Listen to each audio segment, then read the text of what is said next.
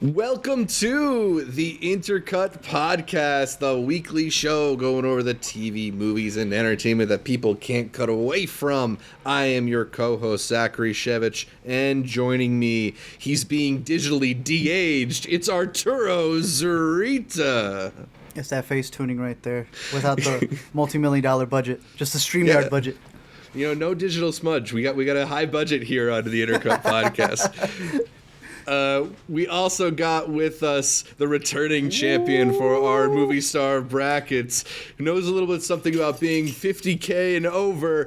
It's Elliot from Movie Files. What's going on, Elliot? How's it going? It's going good, man. I love these brackets because it just reminds you of, like, you know, the good old Hollywood days of, like, stars and what they mean in today's society, man. So these are always fun, and always catching up with you guys is the best. So thank you guys for having me on. Yeah, man, it's always exciting to have you here, and I think you're one of the people we know we can rely on who's seen the movies. You're up to date with all that these movie stars are up to, so you're a great person to bring on to help us break down what is the best movie star, who is the best movie star 50 and over. This is our fourth time doing one of these movie star brackets. We started with 30 and younger, we did 30s, we brought Elliot on for 40s last year, and we're back to do 50 and over. Are we gonna just like cycle back to the beginning next year and do the 30 and under again, or are we gonna blow it up and do best movie star? My 110-year-old list is looking pretty solid right now. I got a couple on there. Yeah, man, we gotta reanimate some movie stars for that one. Honestly, at that point, Zach, I do have a question for the both of you, actually. What happens when we start digitally bringing back people, and thus we need to do digitally re-altered? We already started with The Flash. You know, we have a glimpse of our not-so-distant future.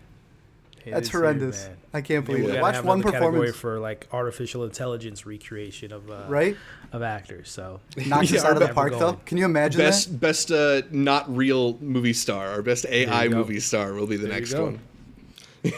Well, let's talk about the actual movie stars we got, because again, we're back for this movie stars bracket. Every time I try to start these brackets by having us define, like, what is a movie star. And, you know, in the past, we've had to keep making exceptions for saying, like, oh, you know, there's all these prestige TV shows and there's these streaming movies that are big hits, but there still is kind of like a place for the box office star. And in 2023, I feel like we're seeing a resurgence of what it means to be a box office star, with all these films that have been surprise hits and breakout successes, with huge flops on occasion as well. So, you know, now that we are in this current age where maybe the movie theaters are back, but also, you know, streamers are as big a part of the movie landscape as ever. Elliot, start us out. Well, what do you think it takes to be a movie star? What defines it to you? Yeah, I mean, just to bring it into the new age, I think, as you just kind of mentioned, whether it's not only big blockbuster movies for the weekend, you know, Tom Cruise, Will Smith, Dwayne "The Rock" Johnson, Charlize Theron, Angelina Jolie, but it's also, okay, now we're in this phase now where streaming movies seem to be where you have a Netflix spending, you know, about $200 million on a Gray Man or something of that nature, or, you know, Killers of the Flower Moon with Martin Scorsese with Apple TV. Is like, that seems to be where creators or auteurs are trying to bring their brand into people's homes, because people aren't seeming to go out to the theaters as often as they used to, especially in the last few years. So I think this superstar definition has not only translated for, okay, yes, you can put people in the theaters, but what about at home? So if you can translate to that TV streaming high budget movie, as well as TV shows, as I'm sure, you know, Harrison Ford, who's been having this resurgence and shrinking, you know, he's like a whole new man in that show. So I think it's just multi-platforming yourself on big screen, small screen, for movies and shows. I think if you can translate across those three mediums, you, in my eyes, are considered to be a movie star. That's insane. I can't believe we're in the era of watch time for movie stars. Oh, what is their retention rate, right? They're just like us, Elliot. I'll keep mine simple, Zach. To me, it's as simple as when they come out with a movie and you don't even refer to it as the movie, you say, how was that new Sandler pick? How is that new Harrison Ford, right? How is that new Penelope Cruz? That to me is when you're defined as the movie star. Yeah, sometimes it's a one name thing too. You know, it's like, what's the new Leonardo movie like, or what's the new Joaquin movie like, right? Both those guys specifically are a little bit too young. Leonardo is 48 years old. Joaquin also 48 years old. Wow. Yeah, he hasn't heard that phrase a lot in his life, but he does. He will for this bracket. Amy Adams, Michael Shannon, Angelina Jolie that Elliot just mentioned. They are all 48 and they miss out on the cut for 50 and over. Charlize Theron, who you mentioned as well, is only 47, the baby of the ones we're mentioning. Penelope Cruz, Mahershala Ali, Christian Bale, they're all 49. Kathryn Hahn, 49, but she turns 50 on July 23rd, so just missing the cut by a couple weeks. I don't know. It's a tough bracket, though. I'm not sure if she would make it, because we got a lot of really stack list. Yeah. Really stacked names. And before we reveal some of those names, I want to ask, you know, we talked about movie stars in their 40s last time. We're talking about 50 and over. You know, it's an interesting time to be an aging movie star, because I feel like Hollywood isn't minting as many young stars, and they're again and again returning to old favorites, whether it's bringing Tom Cruise in to lead a Top Gun sequel rather than handing the reins off to somebody like Miles Teller or Glenn Powell. Harrison Ford at the top of the Indiana Jones movie instead of, you know, passing the reins to Shia LaBeouf or Chris Pratt, as it was speculated to be for many years. Is there like a peak age to be a movie star right now? And is it good to be in this 50 and over category? Art, why don't you start us off? I don't know if there's a certain age, but I think it shows longevity. You know, it's, you become a household name. Like you were mentioning one Tom. Let me bring up another Tom. Tom Hanks is a person who has fully gone into the meme, even making commercials of, this organization needs my goodwill because they've fallen out of it. I think you become like an Arm & Hammer, a trusted, true product, and that's really what people want to see. Not so much an Army Hammer. Elliot, what about you? Is there a peak movie star age right now? I don't feel as though it is, because again, I don't know why Harrison Ford's coming on top of the mind, but no, I think, you know, him in his 80s, you know, he's like a rock star now, and it seems like he's found this new stage of life, and he seems like he's really enjoying the projects he's working on, and people are enjoying them as well. So I don't think there's a particular age, but I do agree with you though regarding like the new batch of like 20 and 30 or so. Is kind of hard to find those these days, because we do have the Tom Cruise is still out there, you know, having people excited for his next Mission Impossible and so on and so forth. So no, I don't think there's like a particular age, especially in this nostalgia craving that we're in, that people want to see their old movie stars like a Michael Keaton coming back for Batman or whatever the case may be. So yeah, man, it seems to be no particular number that is taking away this superstar. Yeah, absolutely. There was a poll not too long ago that was published in Puck News about who are the movie stars that you would go to the theater for. And only one person on that list, Tom Holland, was under 40 years old.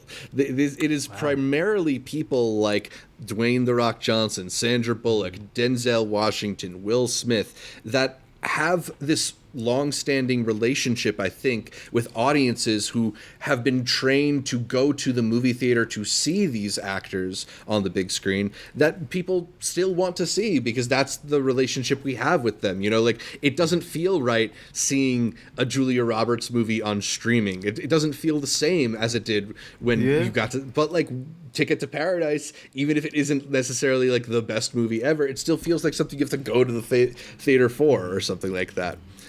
So there are a bunch of big movie stars that are on our bracket, but that means that we have to leave a bunch of big names off the list as well. This looks like a bracket in and of itself. We could do a bracket just for these names. I feel bad. I don't know who to cut. You know, we had arguments with some of the patrons about including J.K. Simmons, who's 68 and coming off an Oscar nomination not that long ago on the list. I personally feel like it's weird that we don't have Clint Eastwood and Morgan Freeman, who are some of the like biggest icons of the big screen ever, but at 86 years old and 93 years old for Eastwood, they're just not starring in movies as often anymore. Eastwood, it kind of feels like, is de facto retired, or maybe he's got one more left in him if some of the rumors are true. Adrian Brody is 50, and we left him off. Owen Wilson at 54, Benicio del Toro at 56, Jeffrey Dean Morgan at 57 years old, Mark Strong is 59, Bob Odenkirk is 60, as is Johnny Depp, Lawrence Fishburne 61, Antonio Banderas, who was in the recent Indiana Jones movie I didn't realize, 62, along with Sean Penn and Stanley Tucci. Mel Gibson is 67. Kevin Costner, the biggest name in TV up until recently, exiting Yellowstone, TV? but maybe not as big in movies right now, is 68 years old. Jeff Goldblum is 70. Brian Cox is 77. And yeah, those are the honorable mentions. Or Elliot, anyone in particular from that list you feel like should feel done dirty? I think the one that stood out to me, correct me if I'm wrong, did you say Johnny Depp? Mm-hmm. I did say Johnny Depp. 10 years ago, that would be crazy, right? Obviously, Yeah. with the Pirates of the Caribbean and him getting involved with the Harry Potter world. But yeah, I think, right or wrong with the whole outside of the acting realm, what he's gone through in the last few years. Yeah, I don't know if we'll ever see Johnny Depp in that Pirates of the Caribbean type of, cliche in the future. So yeah, I think that was the one that was like, oh man, Johnny Depp. Yeah. He was just, and the kids' lunchboxes not too long ago. Exactly, right. And we don't want to wade too heavy into like that section, but like his legal troubles also led to him being removed from Finding Fantastic Beasts, which is the kind of thing that might make him represented higher on this list. So we'll see if maybe going forward he has some kind of resurgence or something like that, but right now it doesn't feel like he's the big name that he was, maybe even 5 years ago. Right.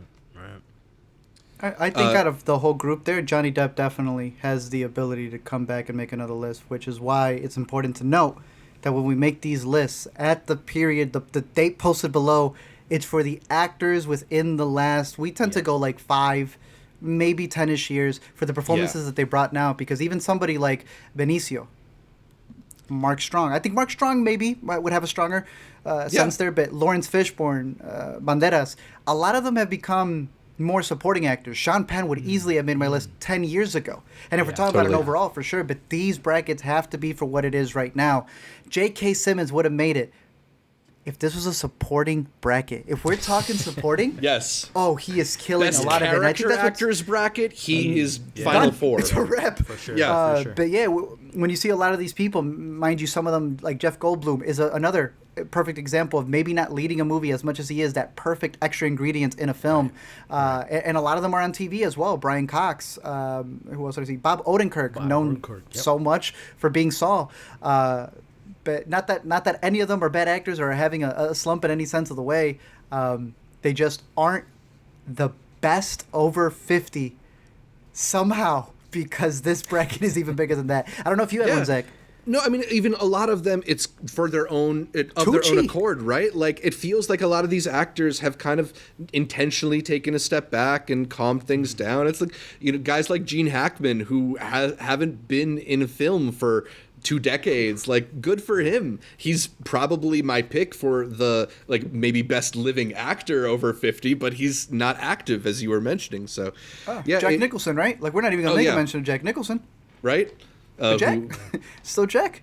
Exactly. Now Jack's getting played by people, which is insane for money time or winning time. Yeah, but like you said, this is a snapshot of how we feel in 2023, right? Yep. If we do this bracket again 2 years from now, maybe it's going to feel completely different. We're seeing what stage of their careers all these actors are in and how we feel about them for a couple different criteria, right? Can they help get a movie made? Is their star power big enough that attaching their name to a movie will get a studio to throw $200 million behind it?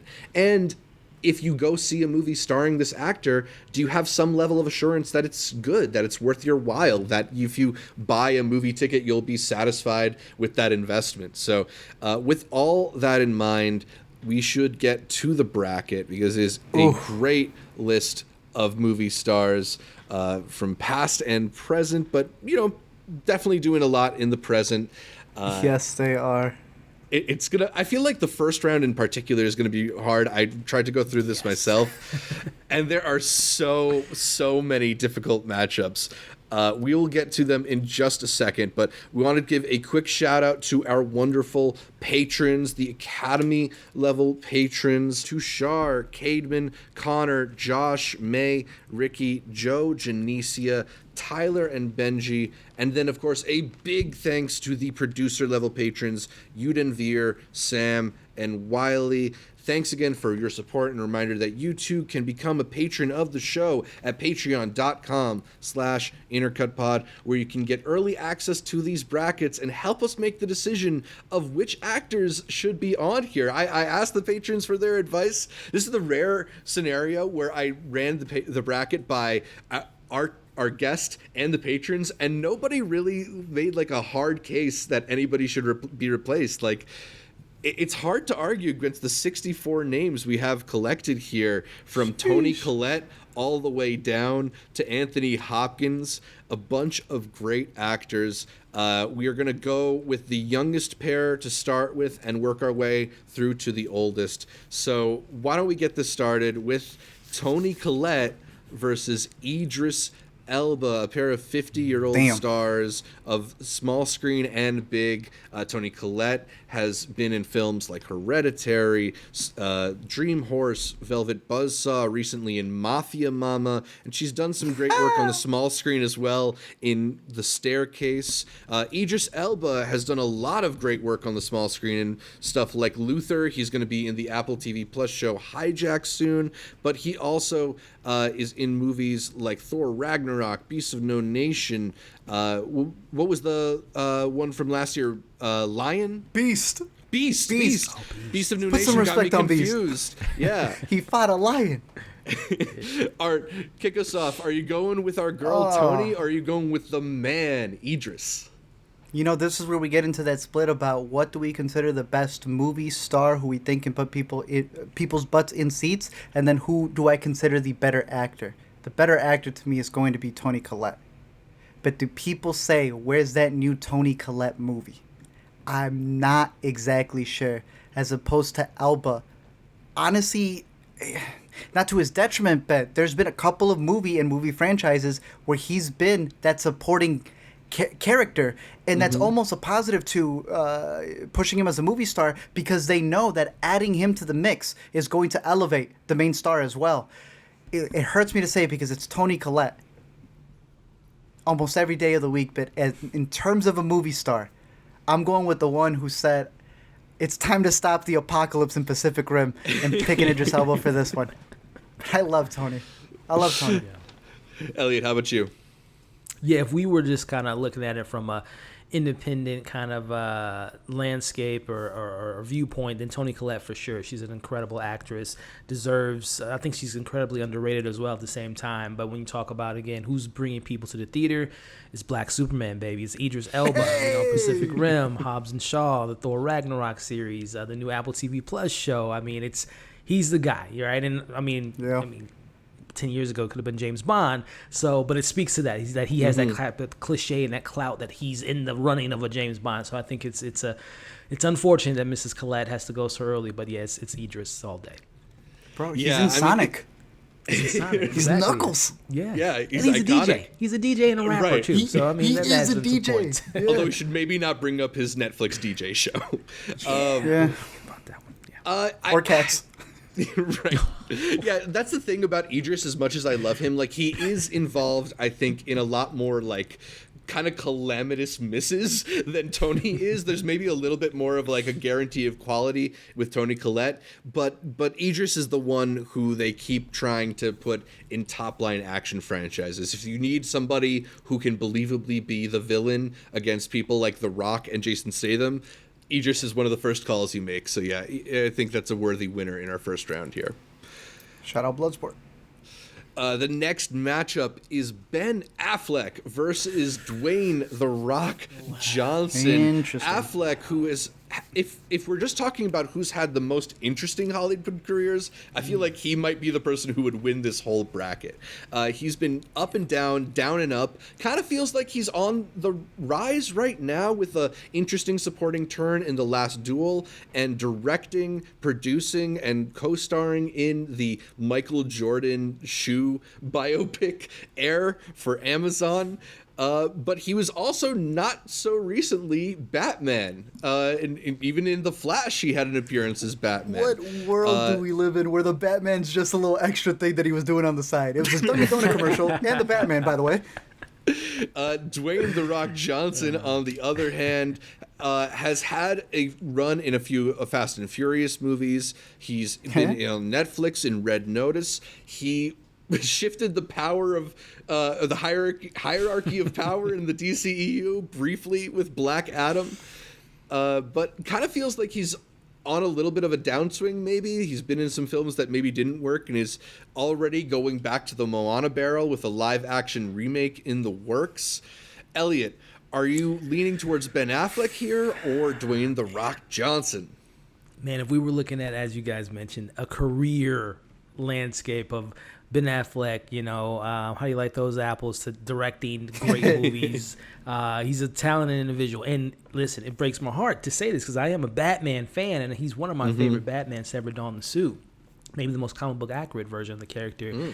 But he got to be The Rock, because as you were going over his animation, TV show like Ballers, which was a very underrated show, and it kind of showed a little bit of his kind of range as an actor, even though he is kind of sticks to a lot of the same roles, but he can do TV, and he's a franchise guy. Yes, he's had some L's in the last few years, but mind you, the Jumanji franchise, the Hobbs and Shaw spinoff that they gave him, out of all the characters, he was the first one to get a spinoff. So I think it's The Rock, because I think people will rather go see a big, and also the superhero conversation. It wasn't maybe the greatest, but he did eventually get his own superhero movie, and Ben Affleck never did get his Batman solo outing. So That's I gotta crazy. go with The Rock on that one, man.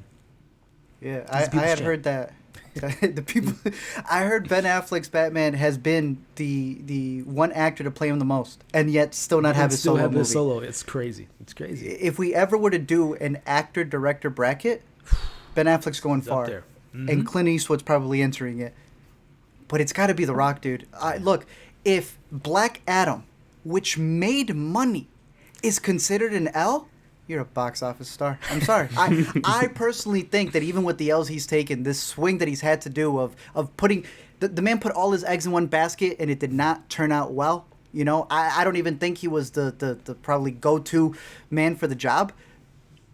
But I also do think he was kind of done dirty, because he is a person who brings people in no matter what, be it on streaming, be it as a supporting character. I mean, in order to push Fast X, they spoiled his cameo in Fast X, just the same way that he did that for Superman in his own movie. I don't like that he's coming back to Moana for a live action, or that he's had to, start with his candy-ass co-stars. But he is a franchise guy. I think he's a person who can get people out to the theater, and he's got the best watch time out of the two. I have to go Dwayne. Yeah, I think Ben Affleck is at a really interesting point in his career, particularly given that he's moving into this producerial role and directing with Air. But he also, as you were talking about earlier, Art, is kind of accepting a lot of supporting roles in these films, whether it's The Last Duel or Air. And the last time that he felt like he was more of a top line in what is it, Tender Bar, I don't think that made a lot of noise. Deepwater, maybe for the wrong reasons. He's not an event the way that The Rock is an event. So I would go to a Ben Affleck movie much more quickly than I would want to go to a Rock movie. But I don't think that's the case for a lot of people. I think that The Rock still commands that attention, whatever he chooses to do, even if it feels like maybe some of it is diminishing returns. But yeah, I don't think I think it's hard to argue against somebody who can successfully go by the Rock moniker this late into his career. And may I ask, did anyone see Hypnotic with Ben Affleck a couple months ago? We did, but we're movie sickos. We're crazy. All right, let's talk. That was a funny movie, though. I weirdly Walmart enjoyed it a Inception. little bit. I called it Inception's dumber cousin. We're on the same page. All right, let's talk about Matt Damon versus Mark Wahlberg, Aren't they the same guy? Boston boys, right? Matt Damon was also in Air. He was the star of that movie, actually. But he's also in The Last Duel, and not too long ago, another one alongside Ben Affleck. He's had smaller appearances in films like Thor and No Sudden Move. He was in Stillwater a couple years ago, which didn't make a huge splash, but he's a reliable movie star going back to stuff like The Martian, or even when he has a more supporting turn in something like Interstellar. Mark Wahlberg has been in some bigger films recently, like Uncharted, and in some more faith-based movies recently, like Father Stew, but he has a long career as like a star of action movies like Deepwater Horizon and some more comedy stuff, even if it is things on Netflix like Me Time with Kevin Hart. Art, are you going with the Boston boy or the Boston boy?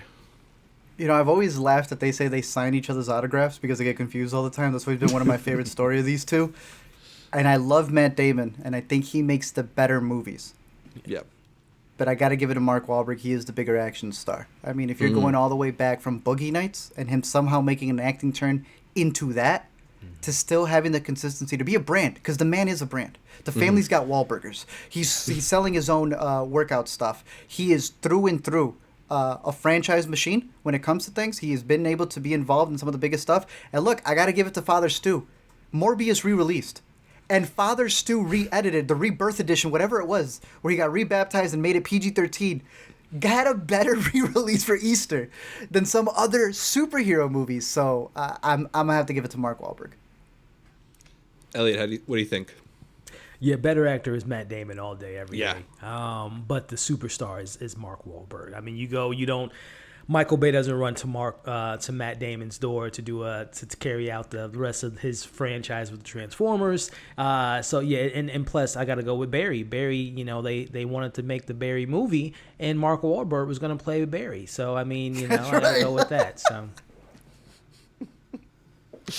Also, Uncharted, it's damn near split between the two of them, which is insane. Right. Yeah, that they would. It could easily have just been Tom Holland's movie, but they make sure that they have Mark Wahlberg there, and I think he maybe appeals to like that older demographic. Yeah. And it was a huge success, right? Like I feel like it kind of is easy to forget, but even movies like Spencer Confidential, like I don't know anybody who like loves Spencer Confidential. Netflix loved Spencer Confidential eventually. Apparently it was like one of their most watched movies ever. So I don't really love Mark Wahlberg as an actor, and I kind of want to vote Matt Damon here, but I don't disagree with either of you picking with Mark Wahlberg. He is an event for better or worse, and I don't know, man. Sometimes it can be worse with Mark Wahlberg. All right, let's talk about Octavia Spencer versus Rachel Weisz. Octavia has had a few interesting movies recently, from Ma through Loose, and what was it? The Christmas one, Spirited, over on Apple TV Plus.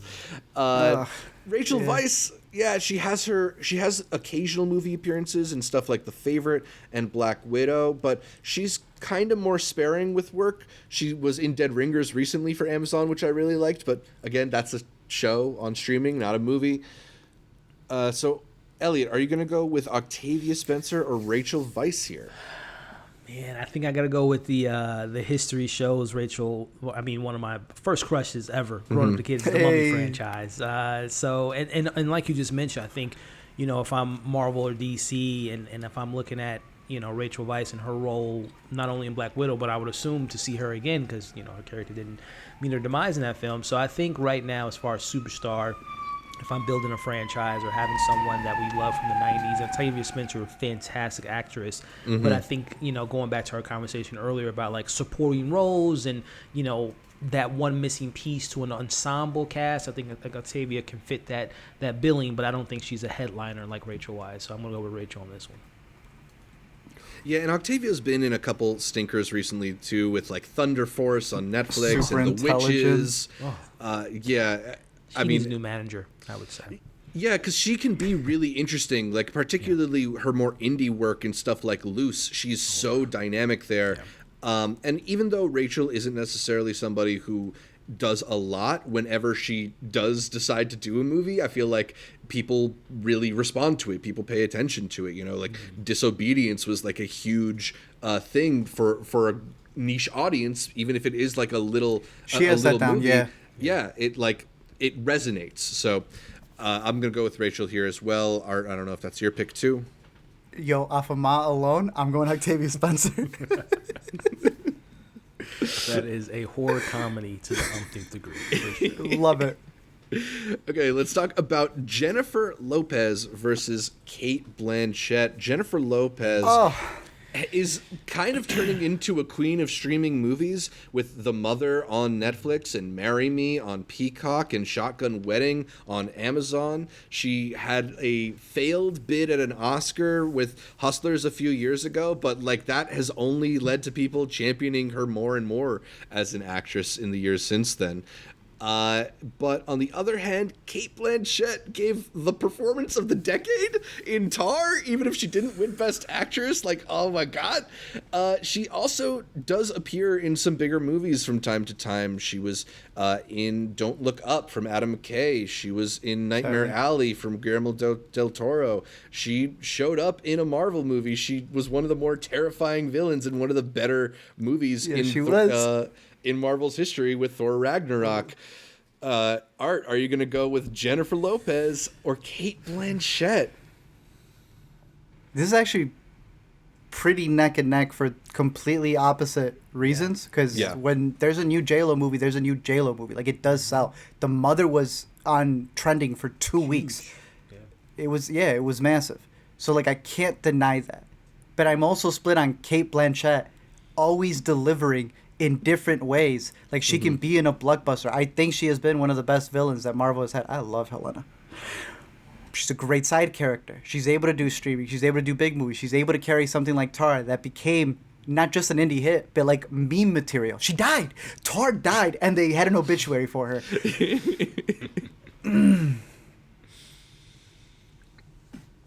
Ooh, this is tough, man. Cate, I'll go Cate. I'll go Cate.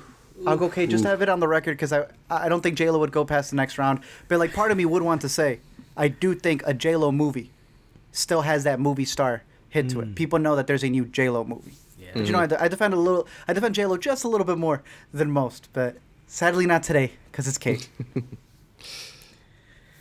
Whew, dare I say, Jennifer Lopez. You know, I think of Jenny in the Block, and you know, growing up in the '90s, her as a backup or a dancer, with Living Single. I mean, her career. You talk about another career from a dancer, singer, Selena, Out of Sight, to, as you just mentioned, with streaming services with Apple or Netflix or Amazon. Man, but Cate Blanchett, she did Marvel. I don't know if anyone's knocking on Jennifer Lopez's door to do a big blockbuster film and playing a villain in a Marvel movie, but man, I'll go with Jenny on the Block.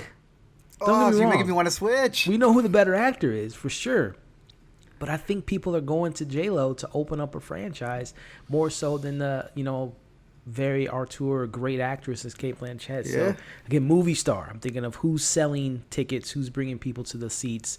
J-Lo has that audience with music that Cate Blanchett might not have to bring those people to the box office. I'm going to go J-Lo with this one. Zach, Elliot's kind of right, too. It may not be a franchise, but why are they giving J-Lo money for original properties? That's movie star status right there. Yeah, but can you tell me anything that happened in The Mother or in Marry Me or in Shotgun Wedding? I know you saw those movies. She mothered. She got married. Exactly. It's like the most basic level. Simplicity sometimes is the best.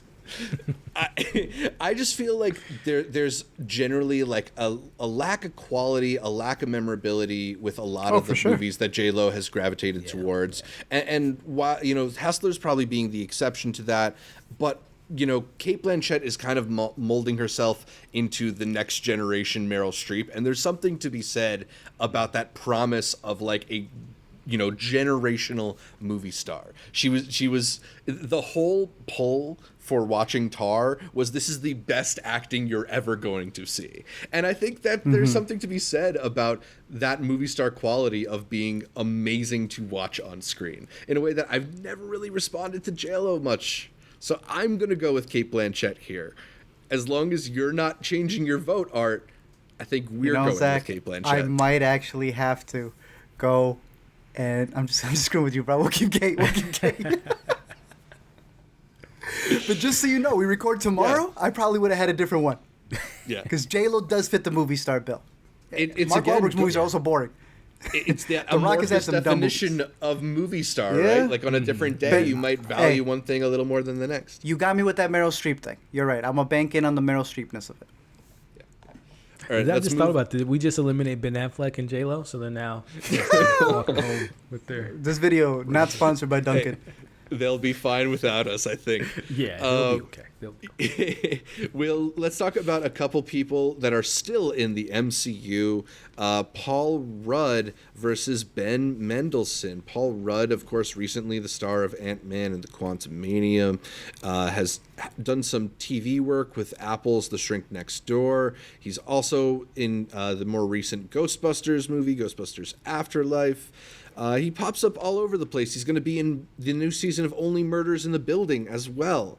Ben Mendelsohn, on the other hand, has been in some big franchises from Rogue One to more recently popping up in Secret Invasion, and seems like he's going to play a fairly significant role going forward in these Marvel movies. Maybe you guys know a little bit better than me. I still haven't seen Secret Invasion. But he shows up in a lot of indie work as well. Films like Baby Teeth, films like Cyrano. Great movies. He's a really underrated actor, I feel like, and probably somebody who is due for an Oscar nomination some point down the line. So, Elliot, let me start it off with you. Are you going with Paul Rudd or Ben Mendelsohn as the best movie star? I'm going to make this sweet and simple, man. I got to go with the man that seems to be de-aging himself in live action. I don't know how he's younger now than he was 20 years ago, but it's Paul Rudd. As you just mentioned, man, Ben Mendelsohn, he's a great actor, but he's a great kind of, again, a piece to a puzzle, but not the actual main piece you go for. It's Paul Rudd. Marvel and continue to play in Marvel, and then, like you just mentioned, Only Murders in the Building. I can't wait for that new season to see how he plays into it. But, yeah, it is Paul Rudd for me.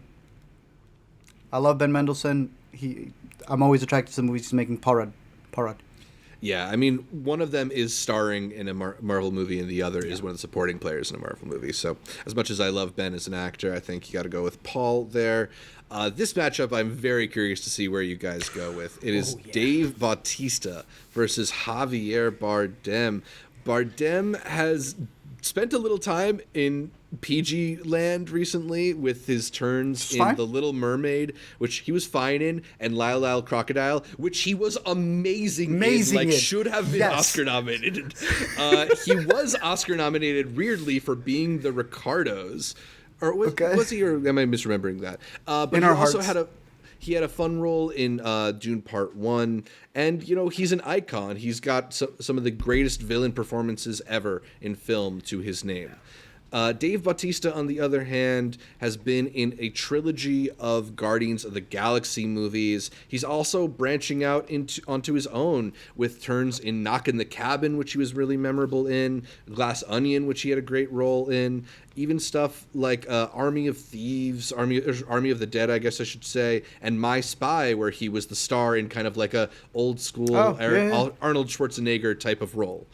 So, are you going to go with Javier Bardem or Dave Bautista? Dave Bautista has impressed me. I'm going Dave Bautista. The way he has been able to steal roles as a supporting character, being the heart of many of those roles. But then his turn at Knock at the Cabin, Army of the Dead, I see a career. I am so excited to see what he's going to do because we know the example The Rock has set. We know the example John Cena has set. And this man, instead of copying, went his own way. And he has invested time into that. Bro, you didn't even put Blade Runner 2049 on there. Nope. I am going Dune. Dave Bautista. Dude, Javier Bardem, everything you mentioned, has been a supporting role, and he's on his daddy role right now, right? He's making those PG movies. Shout out to Javier Bardem, one of the greatest actors of our generation. But as a movie star, I've been very proud of what Bautista's done. He's actually one of my favorite. I think he's my go-to wrestler turned actor right now, which is crazy to think. Yeah. If I would have asked that 5 years ago, I think it's the best wrestler turned actor, and is he the winner of this matchup? He's diverse. He's diverse. Yeah, he can do comedy, he can do action, he can do horror, as we've seen now, and he is willing to take risk. So it's Dave Bautista for me. No disrespect to Javier Bardem, fantastic actor, 100%. But again, I'm looking at if I go across the street and ask my neighbor, Dave Bautista or Javier Bardem, who are you more excited to see in the movie? And who's Javier Bardem? I think Dave Bautista has that more recognizable name brand. Yeah, I mean, I feel like it's been a little while since, like, Skyfall or even No Country for Old Men, and maybe the answer's a little different around that era, but Dave Bautista, as you both are mentioning, he's just continued to surprise, continued to show different shades to what he can do as an actor, and turned himself into, like, a very surprising and consistently excellent performer. I'm always excited to see him in a movie because he's always going to give you something a little bit different and interesting. So, yeah, let's give it a clean sweep to Dave Bautista in that matchup. Next one is between Hugh Jackman and Will Smith. Hugh Jackman has been in a lot of huge movies, stuff like The Greatest Showman that shows off his musical chops, stuff like Logan that shows off his action hero chops. We really loved his performance in Bad Education a couple years ago, the Corey Finley movie. He's amazing in. And he even will do the occasional Free Guy style cameo. I'm sure y'all are looking forward to whatever he and Ryan Reynolds are going to get up to in the next Deadpool. My most recent memory of Hugh Jackman is thinking that he was really bogus in The Sun, but I don't think that was his fault. I think that was Florian Zeller's fault. Will Smith, on the other hand, obviously one of the icons of Hollywood, has not been the best run of his career, although he's in some big movies like Aladdin as the genie. They had a recent Bad Boys for Life sequel. He, of course, won an Oscar for King Richard, and then had the most memorable moment in Oscars history when he won. More recently than that, he was in the slavery film for Apple TV Plus, Emancipation, which he was very solid in. Elliot, are you going to go with Hugh Jackman here or Will Smith? Ooh, man, it's hard to go against Hugh, man. Wolverine and as you mentioned, The Greatest Showman, and just a fine actor. I'm very excited to see him in Deadpool. But man, I'm going longevity. There has never been a span in Hugh Jackman's career when he was the box office king. Like, there was a run in the 90s and 2000 where it was 4th of July weekend, Tom Cruise and Will Smith. So, unfortunately, Hugh Jackman to me has never got to that level. It's more so Hugh Jackman as Wolverine. That's something that a lot of people remember him. But Will Smith he will forever be one of the highest grossing box office. People went to go see Will Smith's films. And still get excited for Will Smith's film, even with the slap. So I'm going Big Willie on this one. Art, you the same? Let's be for real, bro. Hugh Jackman, like we were saying, it's not the new Hugh Jackman movie. It's Wolverine. They call him Wolverine more than anything else. I believe it's Will Smith in King Richard, Will Smith in Bad Boys, Will Smith in Suicide Squad. It's Will Smith first. You said he had a bad run. That bad run led to an Oscar. I can't wait to see him go back to normal. Will Smith, bro. Yeah, I mean, Will Smith is in a really interesting phase of his career because it seems like that reliable action epic thing that he used to do is not hitting as consistently, but he still is such a dynamic actor and is still exploring new shades of himself. And especially, I think it'll be interesting as he continues to age and is almost forced into some more dramatic parts, just how he kind of explores that. And because I've always been really fascinated with him on screen. It's a bad matchup for Hugh Jackman because I do think he'd probably beat a lot of other people that we have advancing, but he's not going to beat Will Smith in this matchup. Clean sweep for Will Smith, 3-0. Let's go Daniel Craig versus Josh Brolin. Josh Brolin, of course, was the center of the first arc of the Avengers as Thanos. You have to be a pretty big movie star to go up against all of those movie stars. But he's also had appearances in stuff like Deadpool 2, stuff like Inherent Vice and Hail Caesar. More recently, a turn in Dune. Did that show on Amazon that I think you liked. What was that show called, Art, where it's like a guy in a hole or something like that? Outer Range. Outer Range, yeah. Oh, the Prime show, yeah. He's good with this whole, yeah. Daniel Craig, on the other hand, wrapped up his turn as 007 with No Time to Die and launched into another iconic franchise with Knives Out and Glass Onion. He's also done some stuff like Logan Lucky on the side. I feel like this is Daniel Craig's pretty easily, but I don't know if either of you guys are going to roll for Josh Brolin. How do you go from 007 and not end up in a drought like a lot of the other actors who have played 007 have? This man went straight to another even better role. Daniel Craig, dude.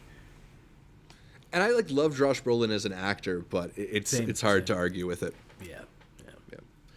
Let's talk about Jamie Foxx versus Mark Ruffalo. You know, I love Mark Ruffalo as an actor, but it kind of feels like he spent the last 10 years basically being the Hulk. I'm really looking forward to Poor Things, the upcoming Yorgos Lanthimos film, partially because it features him, and I miss him in these kind of style of indie movies. Jamie Foxx, on the other hand, has been in lots of different stuff, from his Netflix movies like Project Power to appearances in the MCU with Spider-Man No Way Home. He's going to be the co-lead in the Naughty Dogs movie with Will Ferrell, Strays, coming out later this year. I thought you meant a real Naughty Dog movie, bro. No, I'm like, what PlayStation movie? Yeah, he's going to be Crash Bandicoot. No, Elliot, are we going with Jamie Foxx over Mark Ruffalo here? 100%. Oscar winning, Grammy winning. I mean, just all-time talent. I'm so glad that, you know, the recent scare that we had with his health thing, that would have been heartbreaking. So, no, it's Jamie Foxx to me. Love Mark Ruffalo, but like you said, he's kind of getting lost in the sauce with the Hulk role, which to me is just, I'm not the biggest fan of his interpretation. But yeah, it's Mr. Fox for me. Same for me. I just want to put some respect on Mark Ruffalo. He does take the time for the I Know This Much Is True. Yeah. Dark Waters. Now You See Me in his turn there. I think Spotlight has been one of the biggest Best Picture winners that I think still has resonated throughout. I agree with you guys. I wish he did more movie roles aside from it, but it's Jamie Foxx, bro. Who Cloned Tyrone is one of my most anticipated of the summer. Yeah. I mean, my hope is that as it seems like Mark Ruffalo's maybe like being phased out of the MCU stuff, that he'll re-enter that world of like indie film and return to his acting roots. But yeah, Jamie Foxx. They said Marvel might buy it. Marvel might buy Hulk rights from Universal, so I'm sorry to tell you guys, it might not be it though. Uh-oh. Our next matchup is Julia Roberts versus Jason Statham. Julia Roberts, an icon of the big screen, more recently has done some streaming work in Amazon's Homecoming. She was in films like Ben is Back and Mother's Day, and last year had a delightful rom-com alongside George Clooney in Ticket to Paradise. She's also going to be in one of my most anticipated movies for this year, Leave the World Behind, written and directed by Sam Esmail for Netflix. Jason Statham, on the other hand, one of our most reliable action stars, from his work in the Fast franchise to appearances in Guy Ritchie movies like Operation Fortune, and he was the star of The Meg, which is getting a sequel, The Meg 2, later this year. Art, I know you're anticipating that one. Are you going with Jason Statham? Nah, Julia Roberts is what I mean. He is, as sparse as her movies may be in theaters, it's the new Julia Roberts movie. You know, regardless of what it is, from Mother's Day to everything else, she is a standout, even in ensembles. My man is co-starring with the Meg. Let's keep it a buck. Jason Statham has become that extra expendable piece for these action movies, and I love Jason. Yeah. But no one's remembering Wrath of Man like that. No one's remembering Mechanic Resurrection. Like, what am I, Wild Card? Yes. Like, look, I'll be there for the next Jason Statham movie, but it's almost like he's selling the premise before he's selling himself. Julia Roberts. You feel that way too, Elliot? I might have to push back a little, man, because I think Julia Roberts is an icon and the rom-com queen. I mean, there's no doubt about it. But again, she has the rom-com with George Clooney last year and some great independent films. But again, those box office receipts tend to lean towards Mr. Statham, even if he is a part of the Fast team or he is working on a Guy Ritchie film. I mean, people, I think, get more excited, I would say, for maybe a Jason Statham fighting a dinosaur or a shark or The Rock. So I got to go with Jason, man. I think just recency in that 5-year window, I think he's had more box office receipts than Julia.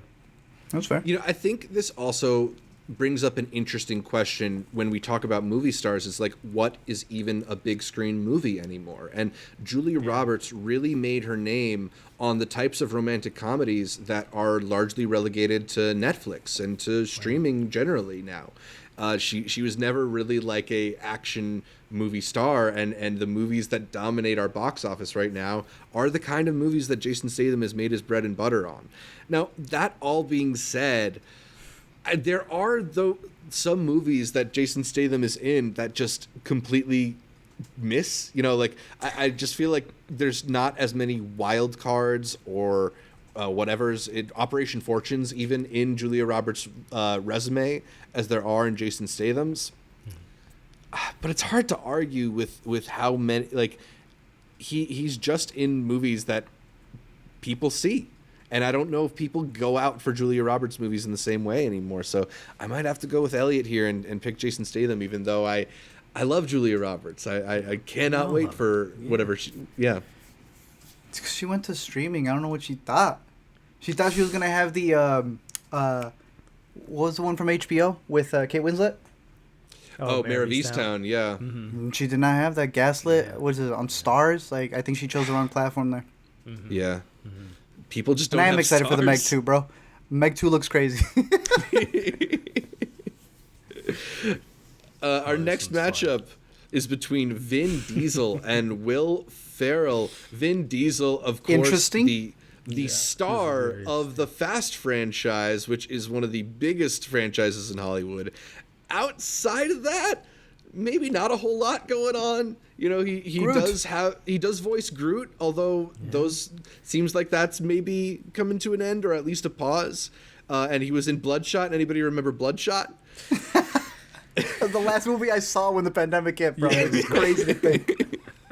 On the other hand, Will Ferrell, even though he is probably one of our biggest comedy stars, comedies are not really doing as well in theaters as they once did. He made Spirited for Apple TV Plus, also was in The Shrink Next Door for Apple TV Plus.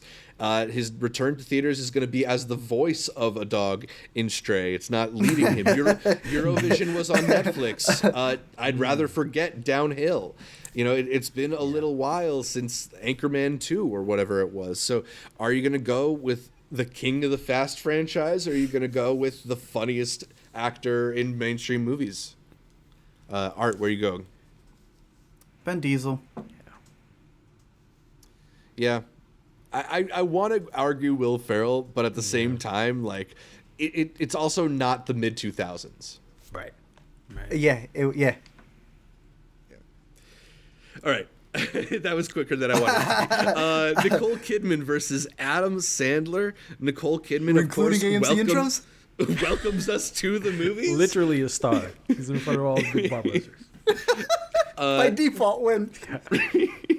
Well, she's done some interesting stuff recently in films like Aquaman and Bombshell and Being the Ricardo. She was also in The Prom. But she's doing a lot of TV with Nine Perfect Strangers and Big Little Lies. Whereas Adam Sandler is the king of Netflix with movies like Murder Mystery 2 and what was the Hustle? Yeah, I loved Hustle. I don't know. I didn't remember the title at first. Though he does have the occasional big screen film out there with stuff like Uncut Gems not too long ago. I have long pleaded the case of Adam Sandler on this podcast. I am a longtime Sandler fanboy. I think he's one of our best big screen stars, and I think he's reliably entertaining. So I am going to go with Adam Sandler here. But it's not up to me. It's up to Elliot. Nicole Kidman or Adam Sandler. Yes! This is my childhood, man. This is the, Waterboy and all of that. But I will say, just to give her a little bit of credit, I have loved I get excited for Nicole Kidman television show, especially on HBO in the last few years. The Undoing, as you mentioned, Big Little Lies. But as far as the film goes, I don't know if she's selling tickets. Even Adam Sandler is kind of hot and cold with his Netflix things. When he goes to the movies and he's serious, I love seeing Adam in these serious roles. I'm really excited for him with the Safdie brothers' new film coming out with Ben Affleck and the sports memorabilia industry. So I got to go see him, man, just because this is a childhood, history. And I do think he sells more tickets than Nicole Kidman nowadays. Sandler sweep. Damn, man. Heartbreak feels good in a place like this. Jeez. All right. We'll move on to Salma Hayek versus Viola Davis. I don't know.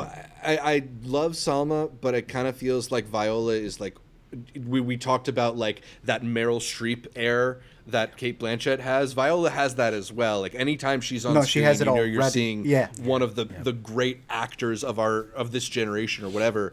And not to mention, she's also turned herself into a bona fide action star with The Woman King. So as much as I enjoy Selma and loved her in Dirty Dancing not Dirty Dancing, excuse me, Magic Mike earlier this year. There was Dirty Dancing. Yeah, exactly. It's on theme. There you go. I kind of feel like this is Viola's pretty easy. Yeah, we got to be for real. Viola Davis isn't going on a Black Mirror episode talking about Viola Davis. Exactly.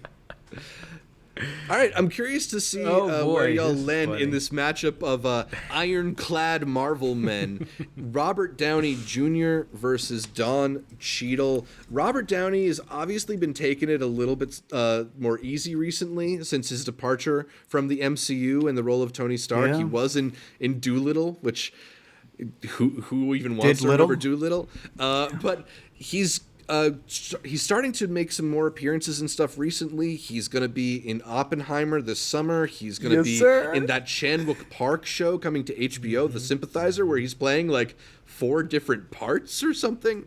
So it's a show. Okay. Yeah, it's a show. So he's still got a pretty strong movie star cred. Don Cheadle, on the other hand, has been doing steady work both in and outside of the MCU. I really loved his turns in White Noise from Noah Baumbach, as well as No Sudden Move from Steven Soderbergh. He was also the villain in the new Space Jam movie, playing Al G. Rhythm. But he's a really reliable actor, even if it is just as the narrator in The Wonder Years. So, Art, are you going to go with Don Cheadle or Robert Downey Jr.?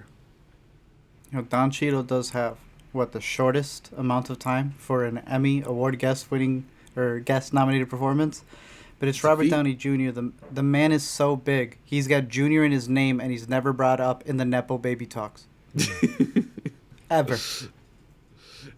Biggest movie star. Yeah. Elliot, do you feel the same way? Yeah, for 100%. Don Cheadle, great actor, but he's just someone I think of a good part of a cast. Oceans, the Marvel, but never a leading man. Damn, yeah, Oceans movie.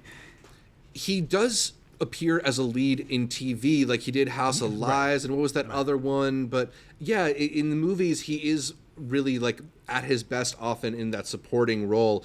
And even if Robert Downey isn't that active right now, it kind of feels like whenever he does want to be in a movie, it's going to be a big deal because he's Robert Downey Jr.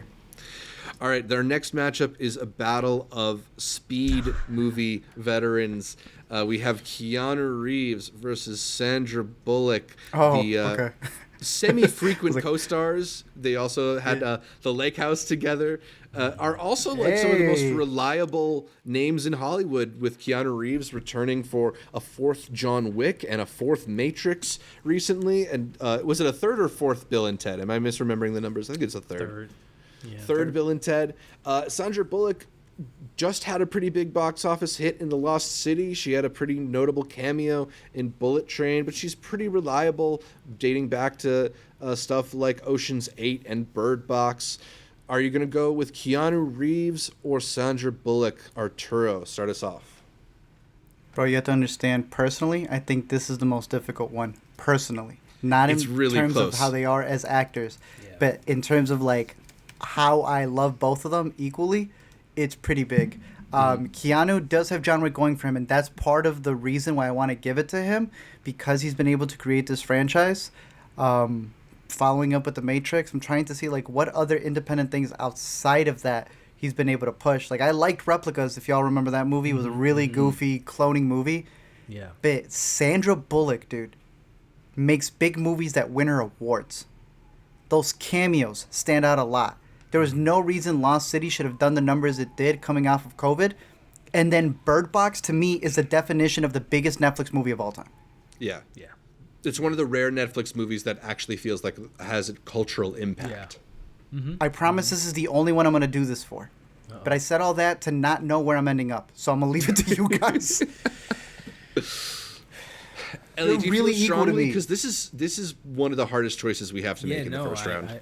I agree, man. These are people that, didn't allow the 90s to get stuck in the 90s. They always found a way to kind of get themselves involved in the pop culture, and in a new generation, people know who these actors are. I would feel like Keanu probably has a slight edge just because of the John Wick of it all. And he's like redefined, in the 90s, he redefined with The Matrix, and he's doing the same thing with Gun Fu with John Wick. So. Yeah.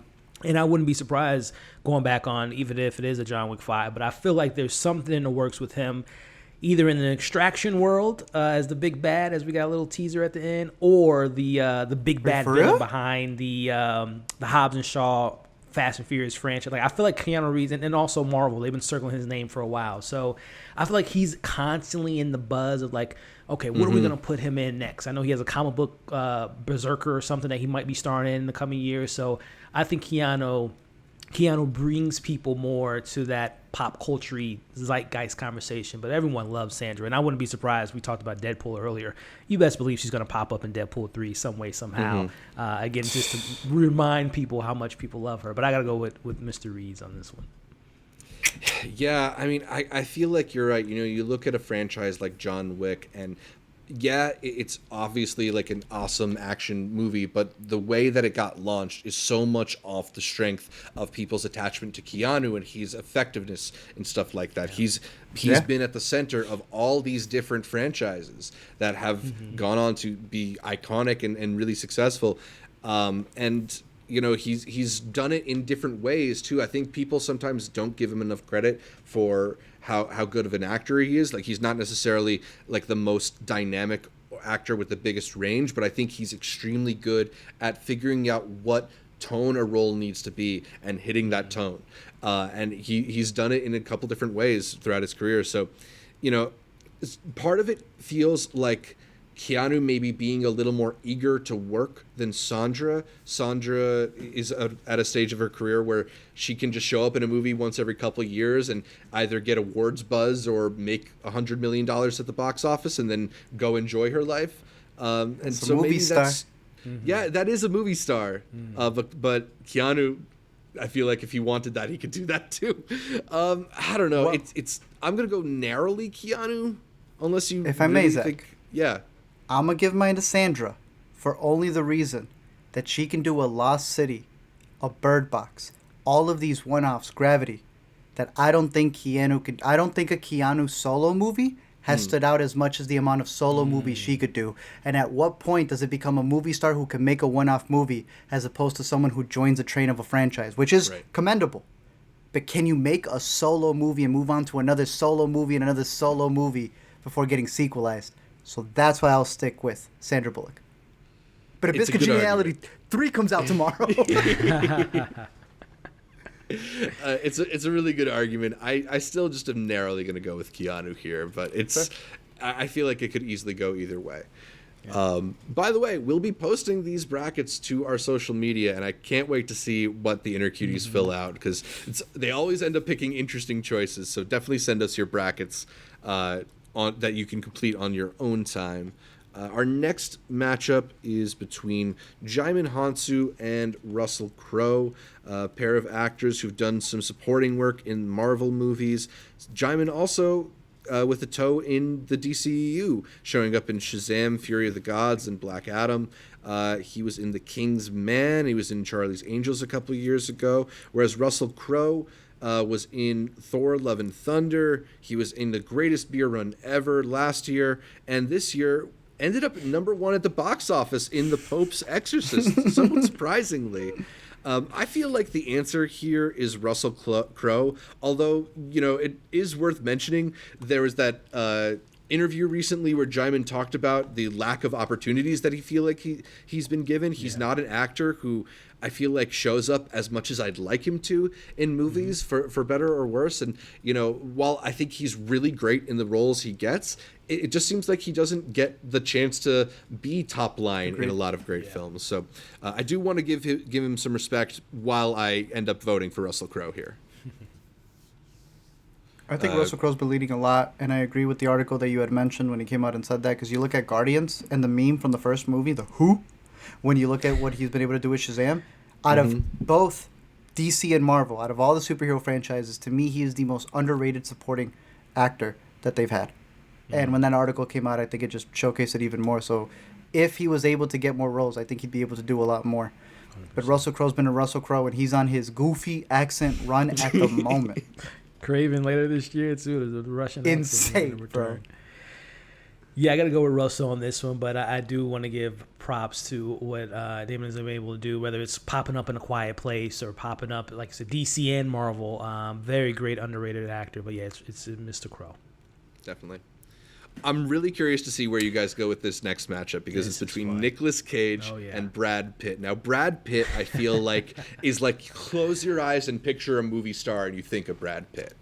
Yeah. He's obviously the top of Bullet Train, which was a huge movie last year, and gained some awards buzz, although not a nomination, for Babylon. He was in Ad Astra. He was in Once Upon a Time in Hollywood. He cameoed notably in The Lost City, which we were just talking about. But Nick Cage is Nick Cage.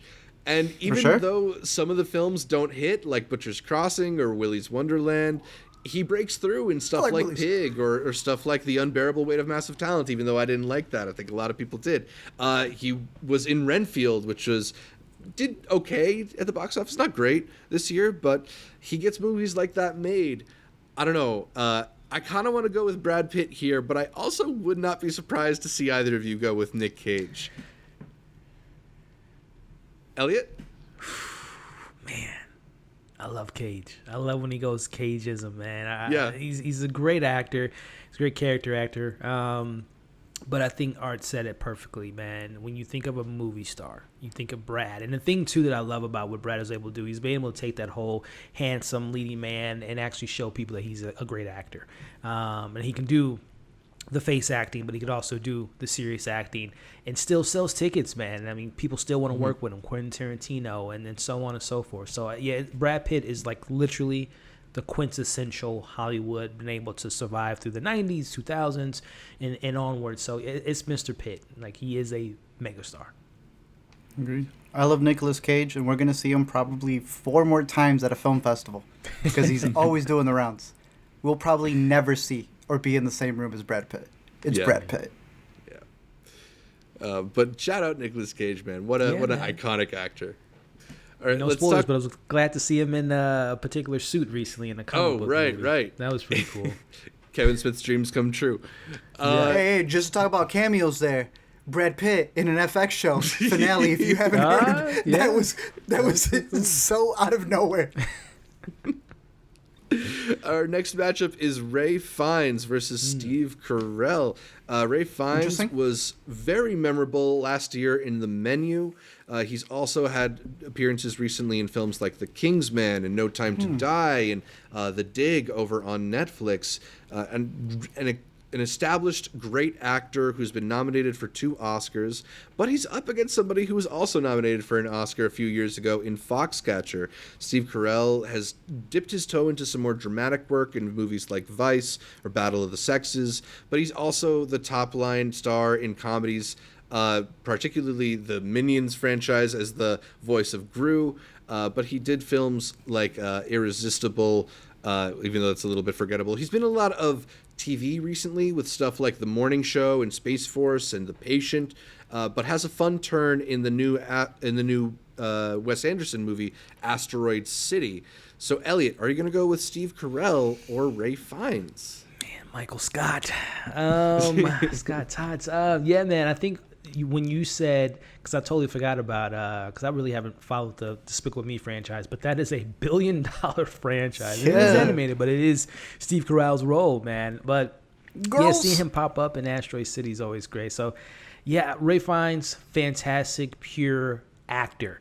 But I don't think anyone's running out to go see a Ray Fiennes film versus a Steve Carell on the headliner. So I got to go with Mr. Michael Scott on this one.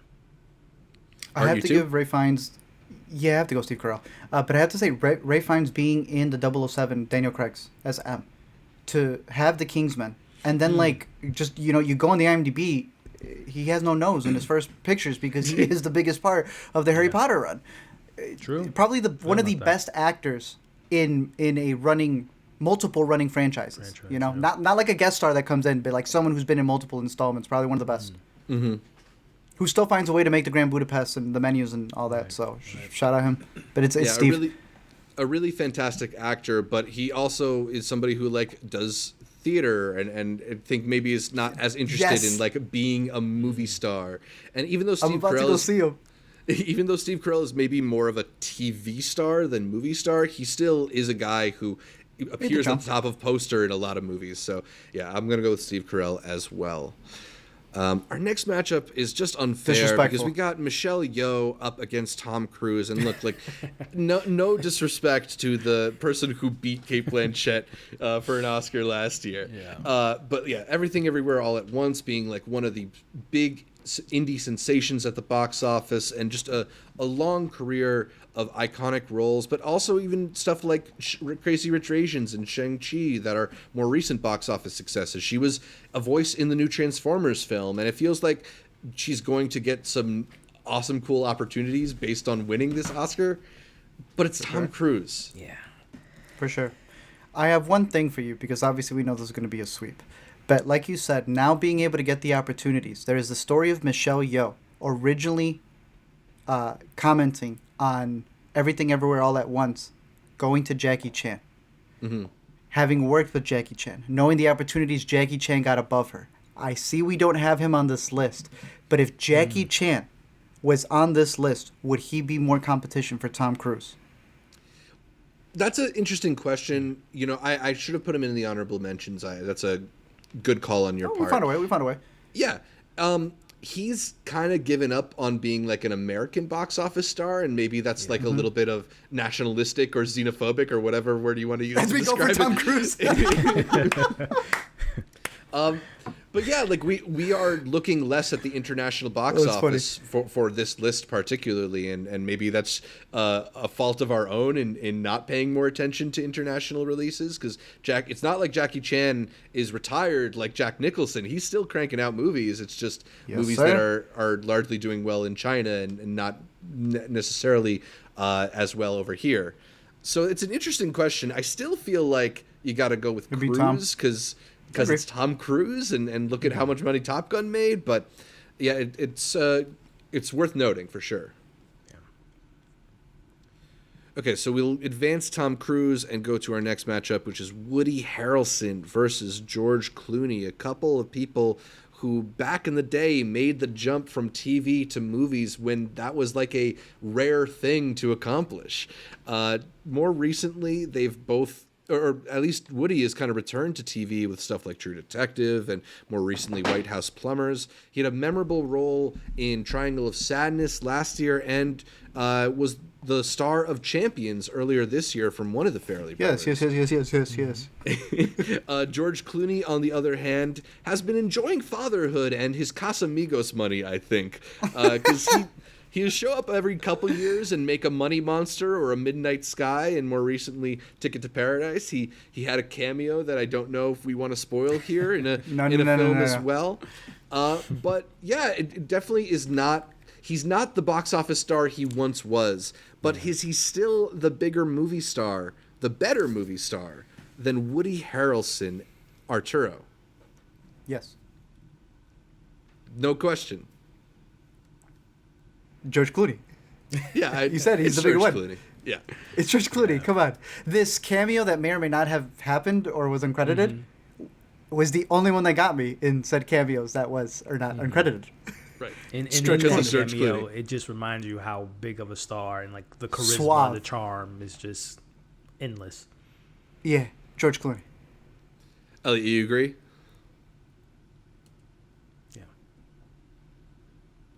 Elliot, do you agree? Yeah, 100%. George Clooney all day. I'm hearing. Okay. My bad. Yeah, cool. I think we can all agree. Clooney's just got this level of coolness, of iconicness, of whatever you want to call it, that it's a little hard to transcend. And, maybe if he wants to continue taking it slow for another decade, that will waver a little bit. But if he announces he's doing Ocean's 14 tomorrow, that movie's making $500 million, You know what's crazy about that franchise is that all of them are on this list, and every time we've kept mentioning one of them, I think of Oceans. For Matt Damon, Julia Roberts, everybody involved, dude. That's insane. Mm-hmm. We need another one. What a great movie. We do. Maybe we just make this an Ocean's 11 podcast from here on out. There you go. And then who is it in Ocean's 8? Is it not Sandra? Cate Blanchett, right? And Cate, yeah. And I don't think she's old enough to be in here. Yeah, Sandra Bullock. It's crazy. What a crazy franchise. All right, let's talk about Julianne Moore versus Tilda Swinton. Julianne Moore has had some, maybe not as big hits recently, despite being one of our great actresses. I really liked her turn in the Jesse Eisenberg movie, When You Finish Saving the World. She was, of course, in Dear Evan Hansen. She's done a couple of Apple shows with Lizzie's Story and Case 63, or that's a podcast actually. And she was in that Apple movie as well, Sharper, although she's going to be in the Oscar race later this year with the new Todd Haynes film, May-December, alongside Natalie Portman. Tilda Swinton, on the other hand, is one of our most varied and interesting movie stars, or maybe we should say character actresses, because she'll take smaller roles in stuff like The Souvenir or The French Dispatch, but she also gets movies like Memoria made, and then occasionally will show up in something bigger like a Marvel film here or there, or even if it's like Problemista, the upcoming A24 film that she's hilarious in. Arturo, you've had a chance to see her in Problemista. Would you go with Tilda Swinton over Julianne Moore? I think they're very much tied. I think it's a fair matchup. Mm-hmm. And I'm going Tilda Swinton. Ooh, Tilda. You saw that meme of Oppenheimer? The guy, whoever's playing, what is it, Albert Einstein? Mm-hmm. And someone zoomed in and said, I know Tilda Swinton in disguise when I see her. I love the verb she's becoming. To Tilda Swinton is to hide behind a bunch of makeup. She did that with Suspiria, and it's Tilda Swinton. I'm sorry. Yeah. Elliot, do you agree, or are you going Julianne Moore? Yeah, just for the simple fact that going back to just the box office receipts, she was in Infinity War, Endgame, I'm sorry, and of course Doctor Strange. So she has that kind of cliche behind her. Oh, that's right. In a big blockbuster film, like the great, highest grossing film of all time with Endgame. Mm-hmm. So yeah.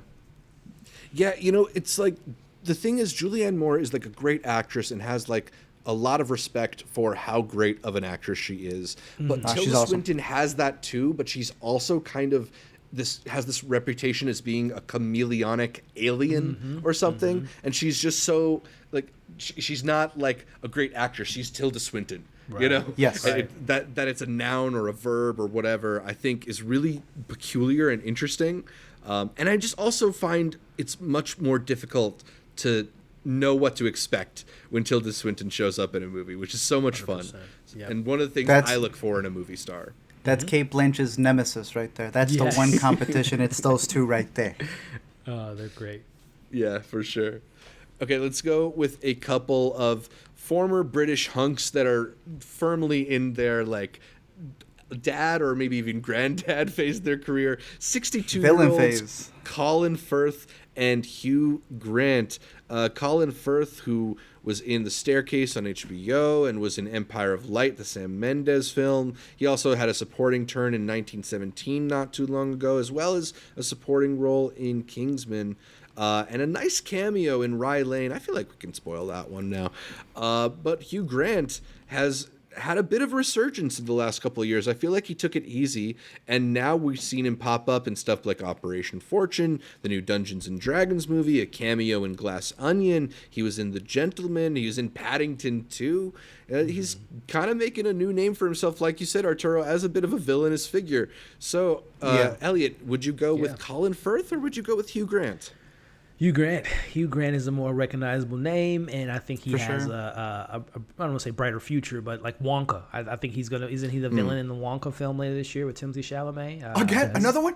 Yeah, so Villains. I gotta go with Hugh Grant, and also too, just on the TV front, I know Colin was in that series with Toni Collette last year, but Hugh Grant was in he was great in The Undoing with Nicole Kidman. So I think he has the bigger uptick with being more in the zeitgeist and in the conversation. I don't deny that at all, Elliot. You are right, and I can guarantee you, now that you told me about Wonka, that it is going to be Hugh Grant, and he is a more recognizable name. But I think he's an asshole, and I'm going to go Colin Firth for right now, because I also think he has the potential to be there. Oscar-winning, been able to be in franchises, and like Zach mentioned, when he appears, he's a bright spark. Hugh Grant is on that villain role right now for a reason. But are you are working on Kingsman 3? Is that still in the works? They better not. After I thought I saw an article about they're still working on it with bringing Iggsy back. I don't know. Am I reading this right? That Hugh Grant is the Oompa Loompa in the upcoming Wonka movie? Yeah, that's what I'm saying. He's going to be What? So you're going to see his face a lot of times later this year. Dear Lord. Oh, jeez. There was like a small run there where Colin Firth won an Oscar and then was nominated like in back-to-back years, where it was like, oh, this is like one of our major movie stars. And I feel like he hasn't really continued that run. And because Hugh Grant is sort of popping up in all these interesting roles and kind of feels like he's in this interesting arc of his career, even if it is as maybe like the villain rather than the lead of the movie, I still kind of think you got to go with Hugh Grant here, just by Y'all are right. Our next is a matchup of Mark Rylance and Jamie Lee Curtis. Rylance, who is one of our most dependable character actors in films like Bridge of Spies and Trial of Chicago 7, was very memorable in 2 films last year, The Outfit, which he led, and Bones and All, which he terrified in. Jamie Lee Curtis, on the other hand, is a Hollywood icon who just recently won an Oscar for Everything Everywhere All at Once, but also led the recent legacy requel. I don't know what Scream term we're using for the newest Halloween movie, Halloween Ends. But yeah, she's a icon in her own right. So are you going to go with Jamie Lee Curtis or Mark Rylance Arturo? Jamie Lee Curtis. Elliot, you too? Scream Queen all day. Yeah. And then also, too, no spoilers, but she was in something most recently on the TV front. That I didn't know baby. At all. Yes. And I was in love. I'll just say that. Yeah, I mean, I think the bag, that performance. Yes. Incredible. I think since she decided to return for the Halloween movies, she's kind of had a bit of a career resurgence and is showing up in interesting places. And especially just seeing that run she had with Everything Everywhere All at Once, where it's like, it's the kind of role that really should not be in consideration for the Oscars, but people just love her so much that it powered her to win that supporting actress award. So, yeah. Let's get that True Lies Freaky Friday 2? Let's get True Lies 2. Let's get that on the books. There you go. Yeah, she's got a want movie two? star I want quality. Freaky Friday Part 2, dude. All right, let's get to Viggo Mortensen versus Annette Bening. Annette Bening has been in films like 20th Century Women, The Report. She had a supporting turn in Captain Marvel and in Death on the Nile more recently, whereas Viggo Mortensen was the lead in Green Book and in Crimes of the Future. He was in 13 Lives as well as Falling. 2 interesting actors. I think I would go with Viggo Mortensen here, even though he doesn't always show up in the biggest movies. He chooses really interesting things and ends up just... I think he's made a reputation that when he shows up in a film, it's kind of from an interesting auteur, even if I wouldn't include Green Book in what I just described. But people like paying attention to that one too. He's a very reliable actor. Annette Bening, like, I love her a lot, but it feels like she's not been in as many great movies recently. Viggo. Yeah. You go. He's been nominated 3 times, no wins? That's crazy. Yeah, crazy. Like, he's one of those, like, under the radar amazing actors. Yeah. Dude, also, because I can't... Captain Fantastic, I freaking love that movie. And he's Captain Fantastic. That's, So, shout out Viggo. All right, speaking of Oscar-nominated actors, let's talk about Gary Oldman versus Frances McDormand. Gary Oldman, of course, won his Oscar for Darkest Hour. He was nominated for Mank. He's been in other films recently, like Woman in the Window. I think he's been primarily in Slow Horses over on Apple TV Plus, but he still is reliable for some villainous turns in films like Hitman's Wife's Bodyguard. Frances McDormand, on the other hand, was trying to snatch the Queen of Acting crown away from Meryl Streep with back-to-back Oscar nominations and 4 wins now with a variety of films. And she is very different in different films as well. You know, films like French Dispatch, 3 Billboards, Nomadland, Tragedy of Macbeth, even her small role in Women Talking. She is one of our best actors working. So are you going to go with Frances McDormand or are you going to go with Gary Oldman, Arturo? I can't believe I'm saying this, but it's Frances McDormand. Gary Oldman and her, I think, go neck to neck. Yeah. But I'm looking at the recent run right now, and I have to give credit what credit is freaking due, dude. Frances McDormand. Yeah, I mean, Gary Oldman certainly had like a reputation for being like one of our best actors for a little while, but it does feel like he's back in the day. Yeah, it does feel like he's maybe not in quite as much as Frances has been in recently. Are you going to go with Frances I'm a big fan of Mank. Elliot, or? Oh man, this is tough, man. This is a really tough race. I might lean towards, I'm going to my childhood professional, Leon, the professional villain. I'm also thinking about Commissioner Gordon. You know, he's a generational, people think of him as Commissioner Gordon for a lot of people in that age group. So true. And the box office receipts go to that Dark Knight franchise. Man, I got to go Gary. I love Francis, but I got to go Gary, man. Dracula, Fifth Element. The man is crazy. He has the craziest range of all time. Oh, yeah. Hey, I respect it, but I gotta go with Frances. She's just turned herself into this like grouchy icon. Even just her presence at award shows glaring from the back. I love it. Yeah. Okay, so Frances McDormand. I want Gary to stop doing those dramas. I want him to go back to the wacky stuff he used to do. Yeah. Dude. Mm-hmm. Yeah. Like if he was doing that right now. He's become too serious of an actor. A little bit. Yeah. Our next matchup is between Tom Hanks and Bryan Cranston. And look, I love Bryan Cranston. He's gave maybe the greatest TV performance of all time and came back to the character over and over again in Better Call Saul in that final season that was so good. And he's done really well in films as well. I think he's pretty delightful in Jerry and Marge Go Large, which came out last year for Paramount Plus. He I think was nominated for an Oscar even for his work in Trumbo. You've seen him on Broadway as well, Art, right? We both saw him in Network where he was excellent. Yeah. That's a great actor, Bryan Cranston. Yes, he is. Tom Hanks is Tom Hanks. Tom Hanks. It's a little hard to beat Tom Hanks in a movie star matchup. So, Elliot, do you agree with us and you're going to go with Tom, or do you want to show a little love to Bryan Cranston? I'll show love to Bryan Cranston just from out of respect because of, like you all just mentioned, his history on television is unmatched. But when it comes to those movies, you know, he just hasn't moved the needle as much as someone as iconic as Woody or, you know, just the various different roles Tom Hanks has played and continues to play. So I got to go with Mr. Hanks on this one. He's that guy. Yeah. Our next matchup is Denzel Washington versus Brendan Gleeson. I love Brendan Gleeson. I think he's one of the best character actors working out there. Just nominated for his first Oscar for Banshees of Inisherin. It's 3-0 Denzel, right? Be for it. Come on now. What's your favorite Brendan Gleeson performance? In Bruges? No. Well, yeah, probably in Bruges. He's not in Seven Psychopaths, right?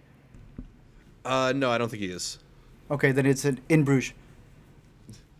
Starred alongside Denzel in The Tragedy of Macbeth, actually. But he did. Yeah, Denzel was the star of that movie.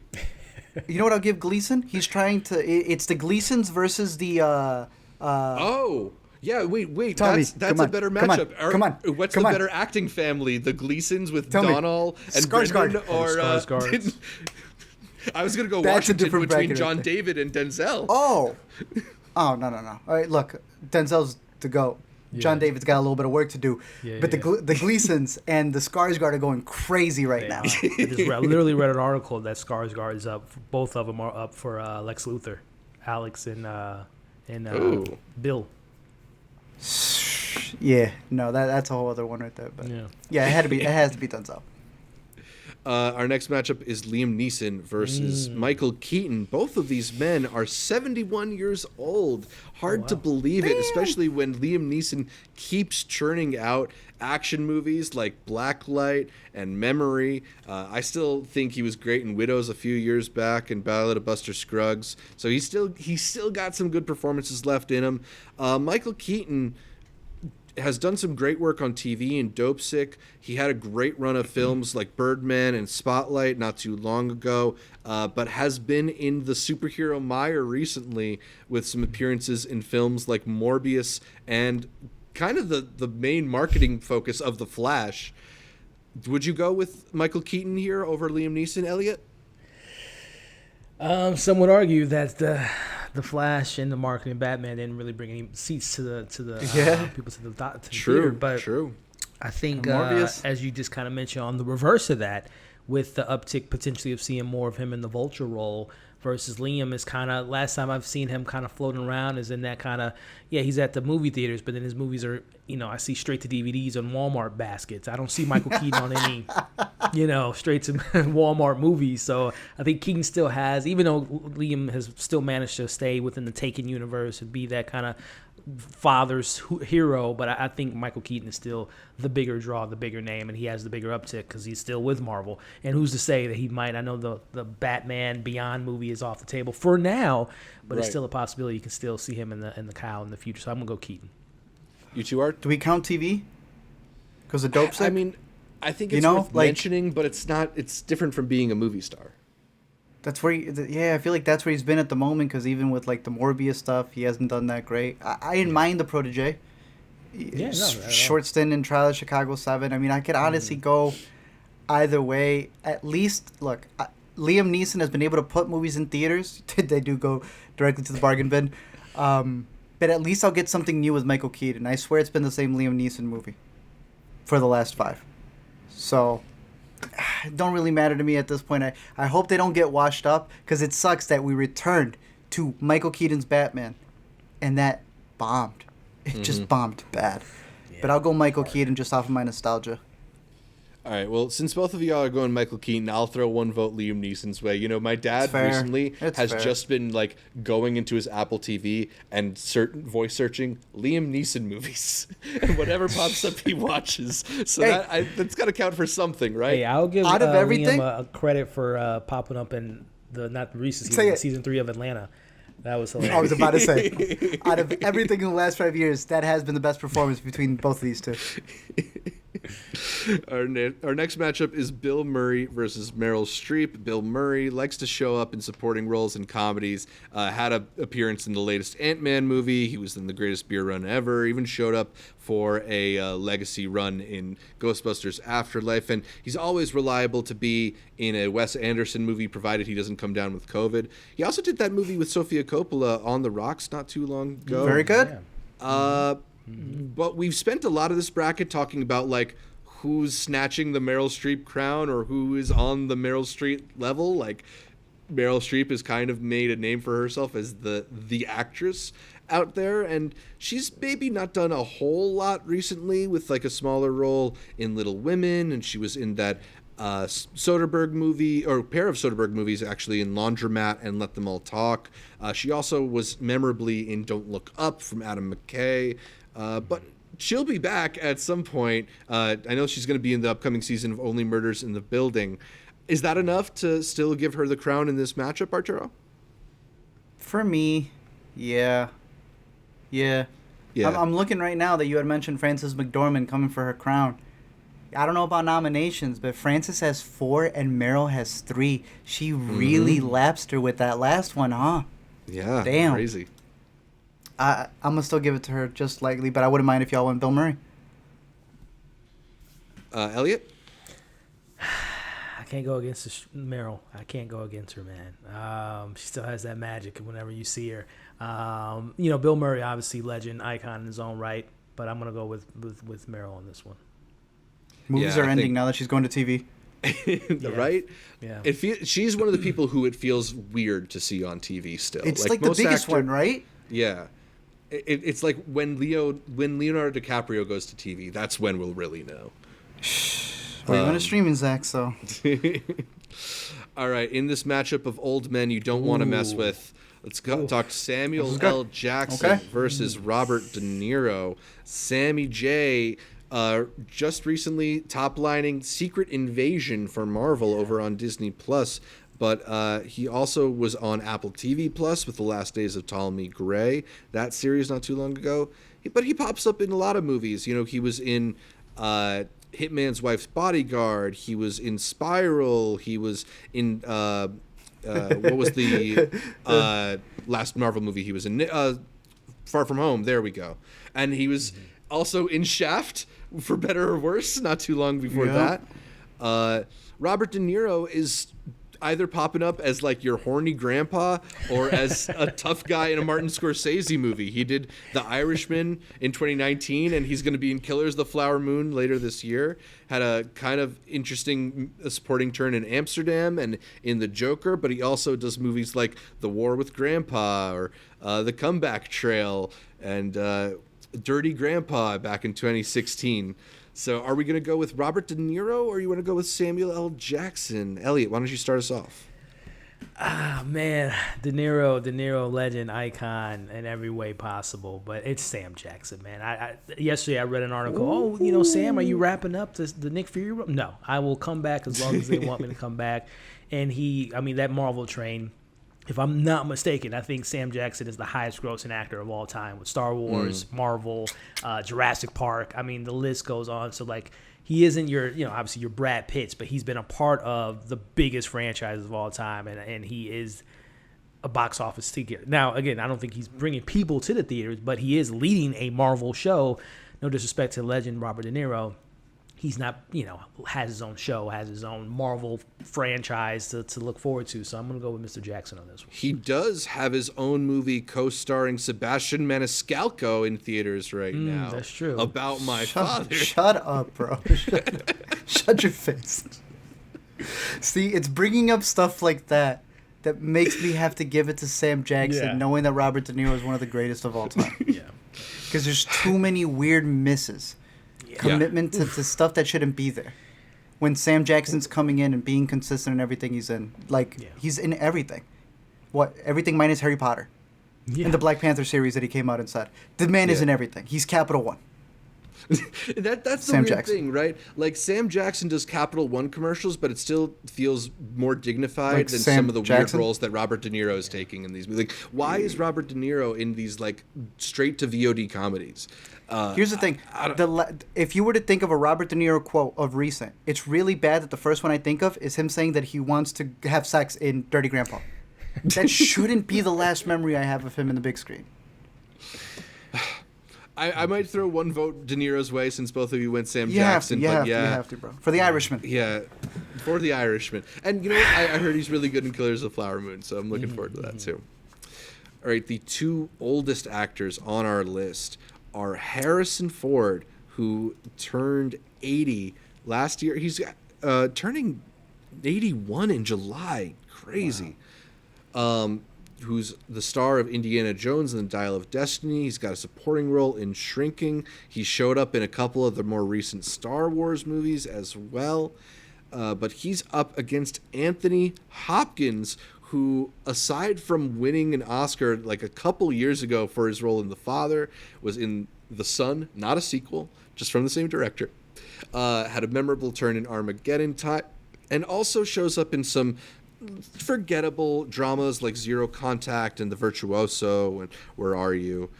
So these are some of the biggest icons of the big screen. We're talking about Hannibal Lecter and Han Solo.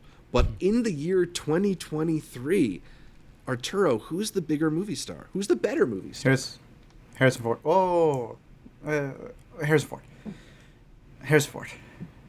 there's a little bit of deliberation there. Because you said like great, and I think, but you don't sound so sure. Well, you had phrased it at the end about like who's the better movie actor, and like Anthony Hopkins can bring you with some stuff that's gonna like he feels like he's a cannibal in some movies. Like he can get deeper into a role. Yeah. But movie star, it's Harrison freaking Ford, bro. Elliot, you agree? Solo, Indy, I mean, those just speak for itself. Yeah, he's in Air Force One. He's about to get the Marvel check. Fugitive. Yep. It's a rep. Marvel check. It's a rep. Yeah. I mean, I love Anthony Hopkins. I think, like you were saying, Arturo, he's probably capable of delivering the better, more iconic film performance. But Harrison Ford top lines, like, iconic movies that are audience pleasers. You know, I think when people talk about Anthony Hopkins, a lot of times they forget the very memorable dramas that he'll take in between. But, you know, seems like he's very happy. Often posts dancing on Instagram with a huge smile. Living his best life, man. Yeah, living his best life. So he does not need to win this matchup. All right, let's advance to the second round. Talk about the actors we've already given the approval to, and start with Idris Elba versus Dwayne "The Rock" Johnson. They battled in Hobbs versus Shaw. But Elliot, who's going to come out on top of this battle? They did battle, but The Rock was the headliner, right? In that film, Idris was attached to that. So The Rock to me is still, when I think of in our current landscape of box office superstars, you know, one of our people later on we'll talk about, and then it's just this gentleman here, The Rock. Even though he's had a recent slump, you know, he's just a movie away from, you know, who knows what that new Santa Claus movie he has with J.K. Simmons going to do on Amazon. It's going to probably be the most watched Amazon film for the holiday season. So it's still The Rock for me. But I love Idris, but it's the people's champ. He's looking to collect all the streamers like Thanos. Got one over here, Red Notice, and Francis Viagra. All right, so The Rock wins that matchup. The next one is Mark Wahlberg versus Rachel Weisz. I really love Rachel Weisz. She's such an interesting actress, and you know, a great actress who's Oscar worthy. But Mark Wahlberg's the one who stars in like big movies that get people to in the seats, and I don't know. It feels like an unfair comparison even here. This is anti-Semitic, Zach. I can't believe you put these up. Mark Wahlberg. Cate Blanchett versus Paul Rudd. I think this one's a little interesting because Paul Rudd, you know, like, he's Ant-Man, but it's not like he isn't the star of a whole lot outside of that. You know, he does a lot of TV work with stuff, as we mentioned, Only Murders and previously Shrink Next Door, but he's, other than that, shows up in more minor roles a lot. Like, I guess you can call Ghostbusters a starring role, but I'm looking up and down his IMDb, and it's a lot of like cameos and appearances and stuff like that. I feel like Cate Blanchett's enough of a iconic actress that I can go with her here. Elliot, where are you gonna go? Man, jeez. I'm looking at the new generation. I'm gonna look again. I'm a movie star that crosses generations. Ant-Man is the least important Avenger, but he is for a lot of kids out there. They're wearing Ant-Man costumes, but I can't think of a Cate Blanchett Halloween costume in recent memory, besides Hella. But I think Paul Rudd has the bigger. You go around to a local grocery store, and people will probably recognize his face more than a Cate Blanchett. So I'm thinking of just stardom alone, not talent.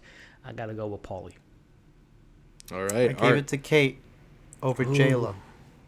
Oh. No. But I can't give it to her over Paul Rudd, who's about to be in Only Murders, who's continuing with Ghostbusters, who's continuing with Avengers. Not the better actor, but in terms of movie star, I have to begrudgingly give it to him. Yeah. All right. Boy. I will. Hey, Cate versus The Rock, bro. Be for real. Be for real. Cate, 10 out of 10. Tar versus Black Adam. We know who's winning that matchup. All right, our next matchup in the second round is Dave Bautista versus Will Smith. And Elliot made a great case for why it's hard to go against Will Smith in any matchup. But I do think it's worth mentioning that right now, in the year 2023, it feels kind of close. And that's crazy, Considering, It is crazy. Considering Dave Bautista, like where he came from and what I think people maybe put expectations on for him, I feel like that it's at least could be a conversation is interesting. I still think we got to go Will Smith. It's 30 plus years of being, you talk about from where they came, from being a hip hop artist, TV, into movies, and then it's tough. It's a tough one. For sure. Love Dave Bautista, though. Maybe he'll continue to build on that momentum. Hey, that's what's so fun about these brackets is that in 5 years' time when we do another one, to see how far they've come. Totally. This one's crazy. I'm not gonna lie. Daniel Craig versus Jamie Foxx. Daniel Craig obviously jumped from one huge franchise to the other with the 007 movies and Knives Out now. Jamie Foxx has been in a lot of interesting films. Some of them maybe less successful than others, and some of them in theaters and some of them on streaming, but he's had a long and storied career and has shown his worth both as like an Oscar-worthy actor and as a action star. So, Art, why don't you start us off? Daniel Craig or Jamie Foxx? I'm just keeping this personal. Jamie Foxx lost to himself for the Academy Award and beat himself for the Academy Award. I'm going Jamie Foxx, bro. Or technically 2 different categories, my bad. It was lead and supporting, but still. Still. He won and lost in the same year. I am going Jamie Foxx. Yeah, that's a very short list of actors who've done that. Yeah. Elliot, would you go with Jamie as well? Yeah, I think Daniel Craig, obviously synonymous with Bond, and as you all mentioned earlier, jumping into this new Knives Out franchise. But when you think about Jamie Foxx, man, the talent is just astronomical. Insane. Singer, dancer, Emmy, Tony. I mean, he can do it all, man. I mean, he is just, and again, it's kind of a personal thing too with me. Like Art said, just watching him on the Jamie Foxx show as a kid and just loving his career, man. It's just. This is a personal one, so I gotta go Jamie on this one, man. That's my boy. But I love me some Daniel Craig, but it's Fox for me. Yeah, Daniel Craig, as much as I love him, has not played a character that wasn't named James Bond or Benoit Blanc since 2017, and it doesn't look like he has anything in active development other than Knives Out 3. So that's not bad.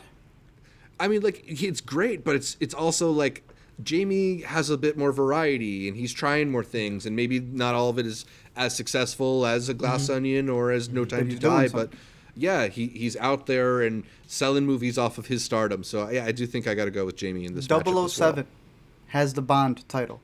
Do you think it takes away from Benoit Blanc because those movies have freaking 10 other of the biggest stars every single time? Does that detract it a little from him being the lead? You know, I'd almost say that it's a point in his favor that he's the one thing that carries over between them. Like, from one to one. Yeah. as many stars as there are. What about Hercule? You wouldn't say that for Death on the Nile? Yeah, but I also wouldn't recommend Death on the Nile. We got a new one coming out this fall. We do. They're going supernatural. Haunting in Venice, yeah. All right, Jason Statham versus Vin Diesel. Which is the best bald action star? Arturo. This is Fast and Furious 6 or 7 all over again, huh? Yeah. I am Groot, and that means Vin Diesel in Grootinese. Has to. Yeah. Elliot, you agree?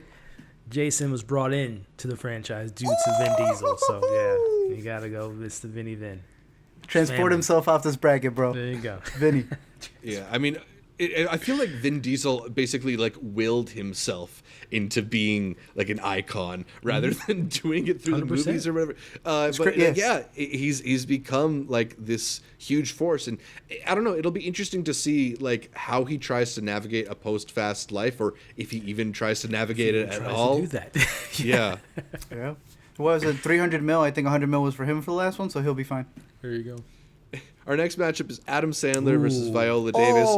I've been campaigning for Sandler for a long time on this podcast. Whoa! It's Viola Davis. Unfortunately, I think this is like one of the few people that I can't really even make a great argument for in Sandler's favor. As much as I love Adam Sandler, it's Viola Davis, right? Like, she's not only one of the greater actors in terms of her ability to do awards-worthy performances, but she's a star in her own right.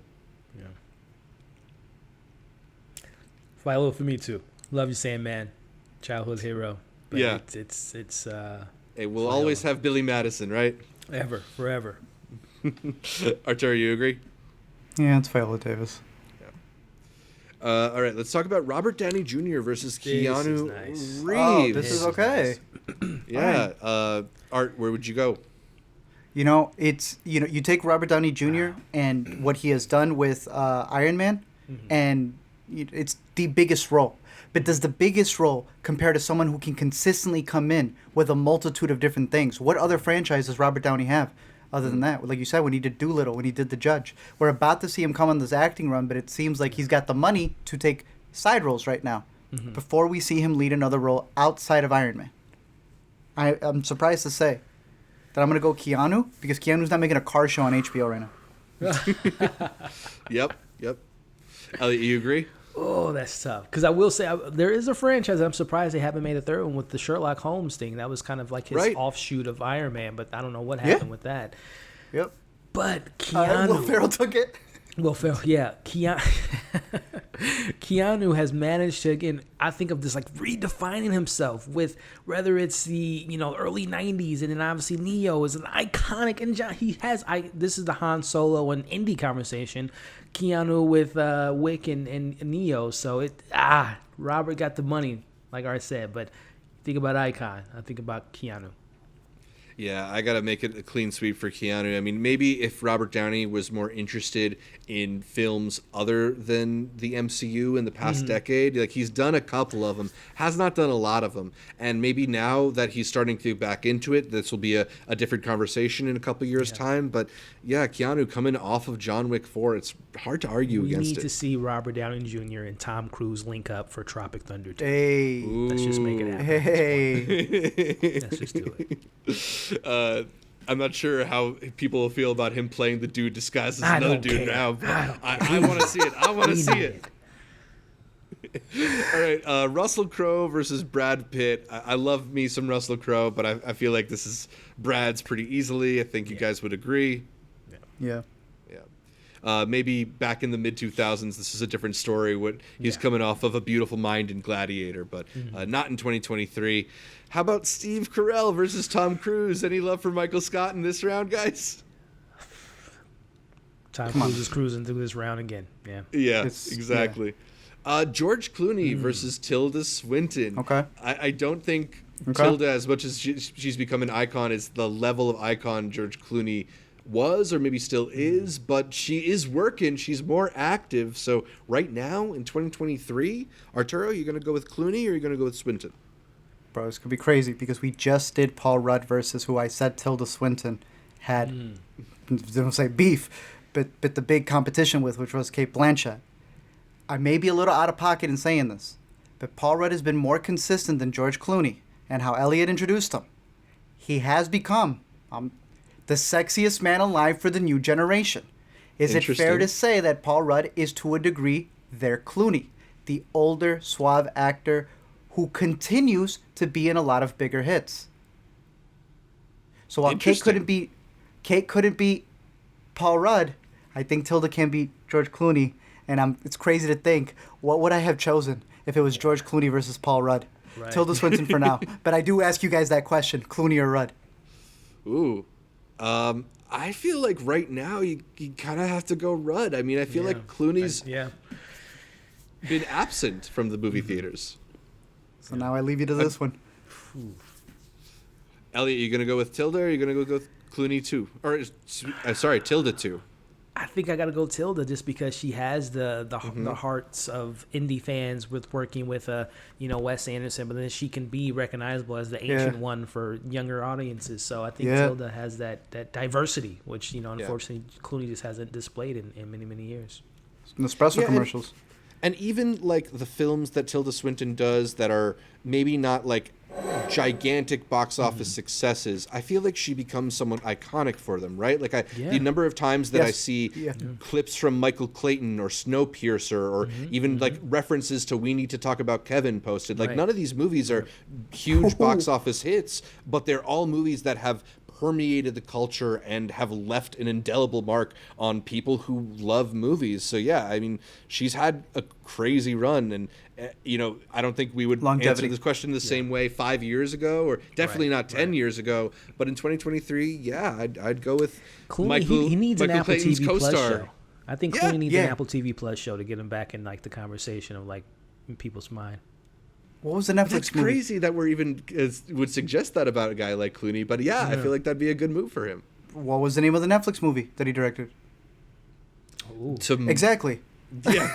Exactly. Tomorrow something? He was up his face. It should not have been that bad. Oh, what was the name of that Exactly. slog fest? Midnight Sky. Midnight Sky. Yeah. Terrible. Oh my Man. gosh, that was such a boring. I wouldn't even be able to phone a friend for that one. Yeah. I was actually asking too. All right, let's talk about a couple of stars who probably had their best run in like, what is it, maybe the 80s or 90s, but are still doing strong in Hugh Grant and Jamie Lee Curtis. Are you going to go with the recent Oscar winner or the villain from Dungeons and Dragons? Give me more Activia commercials. Jamie Lee Curtis. Yeah. She's been here every generation. I think you'd agree, right, Elliot? Mm-hmm. Yeah. How about Viggo Mortensen versus Frances McDormand? Two great actors, but one who has had a lot of awards recently. And I don't know, for me personally, I kind of feel like that puts Frances over the edge. Yeah. I mean, I just realized that what she had over Meryl, which is... It's insane. Should we be calling it the McDormand? Not the Streep? Ooh. Maybe. I got to give respect for that. All right, so Frances wins that. God, come on. Oh, you knew this was going to happen, didn't you? I knew this was going to happen. Philadelphia co-stars Tom Hanks and Denzel Washington up against one another. Really unfair because these are two of our greatest movie stars, especially our greatest older movie stars.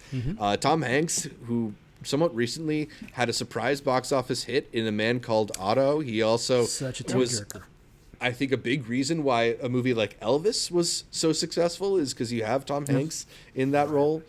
Denzel Washington, though, is like a guarantee kind of go to the movie theater. He's returning with the Equalizer 3 later this year, bringing back Dakota Fanning, his Man on Fire co-star. I know I am going to see that one opening day. Yes, sir. It's really tough, and I think that Denzel has a better like hit miss record than Tom Hanks, but I just feel like we maybe see Tom Hanks a little bit more, and I want to say that puts him slightly over the edge for me, but I don't feel great about it. Woo. Elliot, you want to go next? Who has the better kid? I'm gonna go with the That's an easy matchup. It's a sweep. I like Colin Hanks though. I like him too, but yeah, not what we're talking about. Man, oh my gosh, man, this is Woody. This is my childhood. This is Splash. This is big. But you know, one thing that Tom Hanks hasn't done for me is he's not an action guy, right? And I'm thinking of those Equalizers. I'm thinking of Training. Oh man, I gotta go Denzel, man. I gotta go Denzel. I'm sorry, I can't. That's my favorite actor of all time. I gotta go Denzel, man. He's a great actor, and apparently he's going to be in Gladiator 2 as well. I forgot about that. There you go. Art, you going to go with Denzel? You're going to go with Tom Hanks, the co-star of Asteroid City. This is a fantastic lineup. But when you say Tom, some people think Cruise, some people think Holland. But when you say Denzel, you know it's freaking Denzel. I'm going to lock it in with Denzel Washington. Let's go. I love Denzel. One of my favorite actors ever, so I'm not upset at all with seeing him advance in this round. Let's go with Michael Keaton versus Meryl Streep. I kind of feel like we can give this one to Meryl, even if Michael has been the bigger box office draw recently, but I don't know. What, do you guys feel it differently? Elliot? I see him thinking. He's looking at all the multiverses to see which world. Jeez. In 99 other multiverses, no, but in this one. Jeez, man. Mr. Mom 2. Do I go against Meryl? I guess we got to have, I mean, just for the fun of it, we got to have that Meryl versus Francis conversation, right? Maybe, but if I may, Elliot, because I see you're on the edge here. Is he not coming back? You were saying Vulture. Is he not coming back for Beetlejuice? Oh, that might have just put it over the edge, man, because man. Jeez, or I think you just threw a monkey wrench in it quick. Keaton and Beetlejuice coming back. That's big, but that's going to be a box office hit with not only Michael coming back, but Jenna Ortega, who's biggest star right now. Right. Jesus, man. I think Michael Keaton might have Art. You just I gotta go Keaton on this. I'm sorry, Meryl. I gotta go Keaton. All right, Zach, you gotta help me with Meryl then. Ooh, that's tough.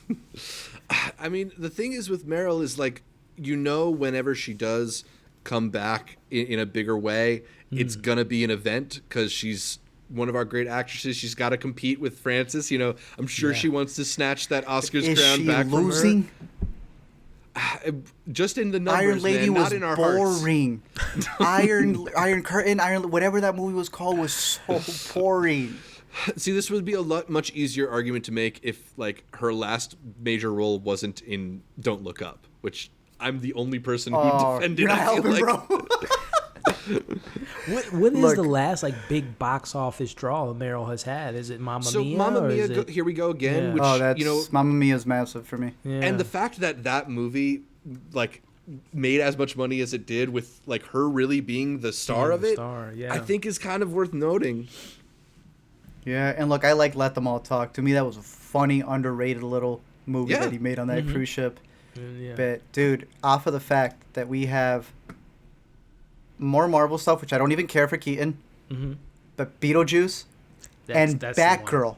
Dude, who else on this list has a canceled movie that we're waiting to leak? I can't believe it, but I'm going Michael Keaton. All right. I really can't.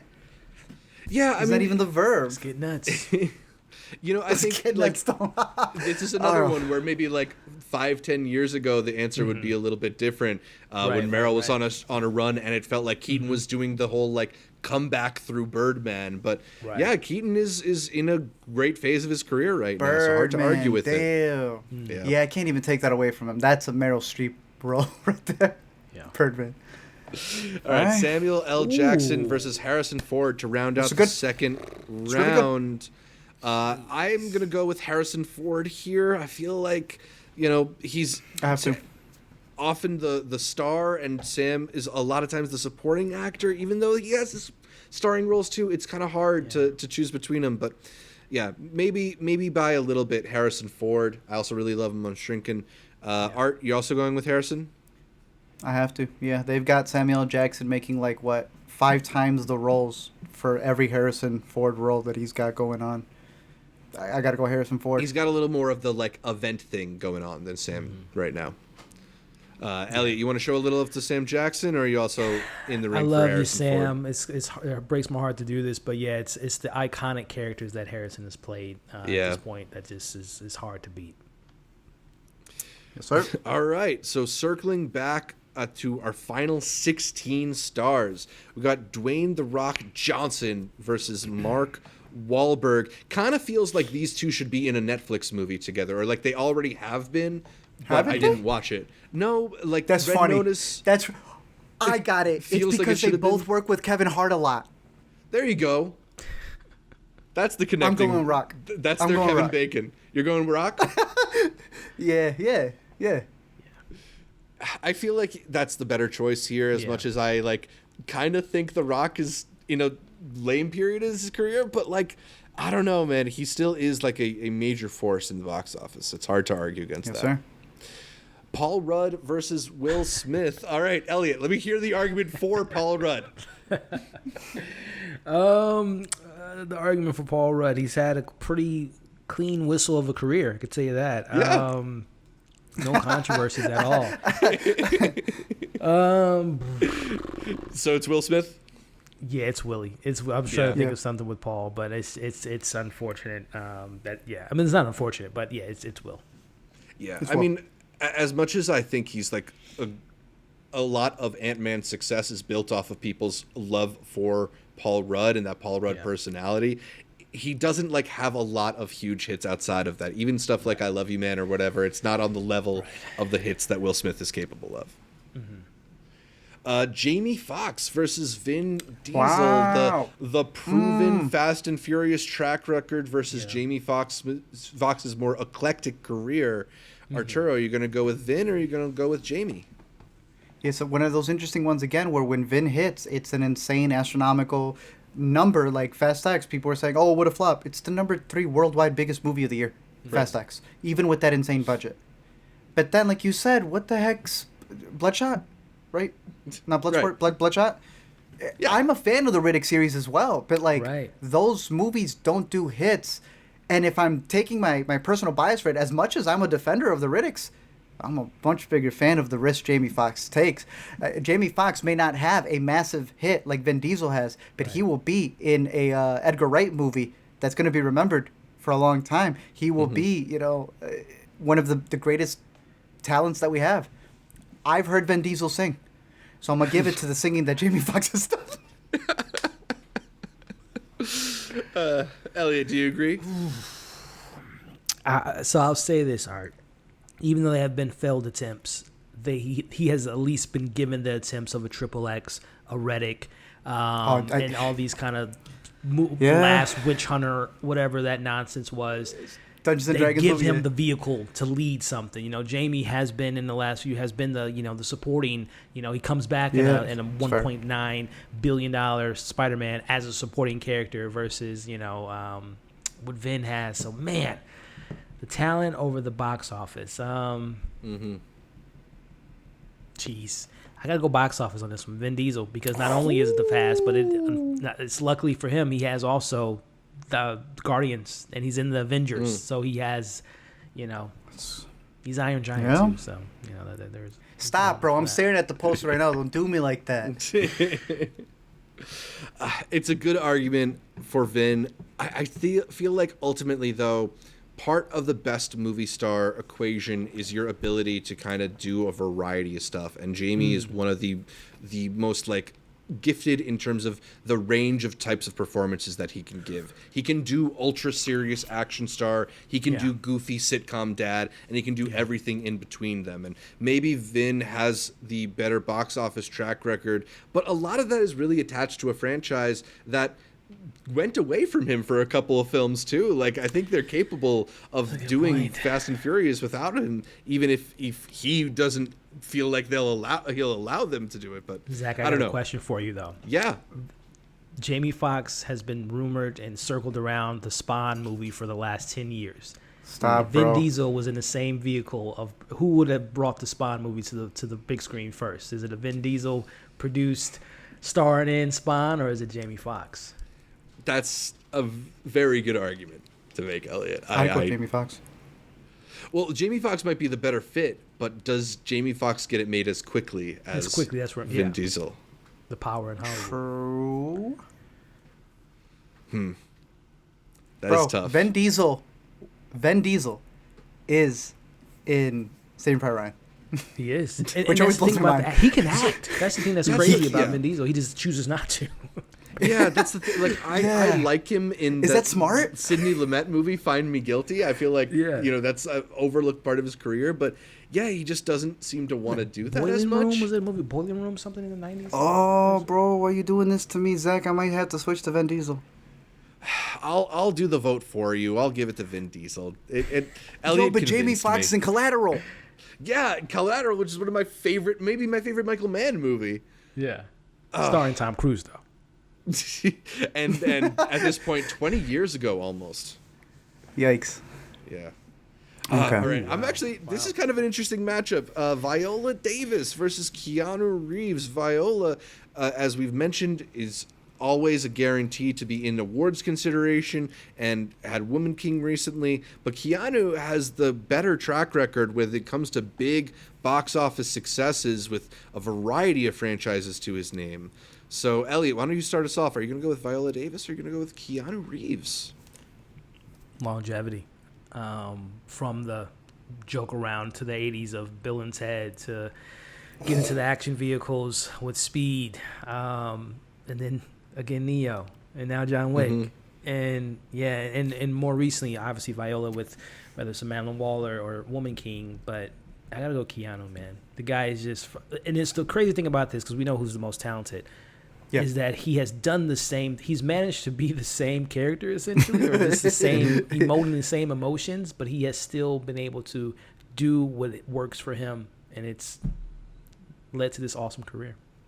And he seems they're both. You see everything. Every time I hear someone talk about him, he seems to be the nicest person in the world too. So that not that Viola isn't sweetheart, but Keanu, man, he's just an anomaly.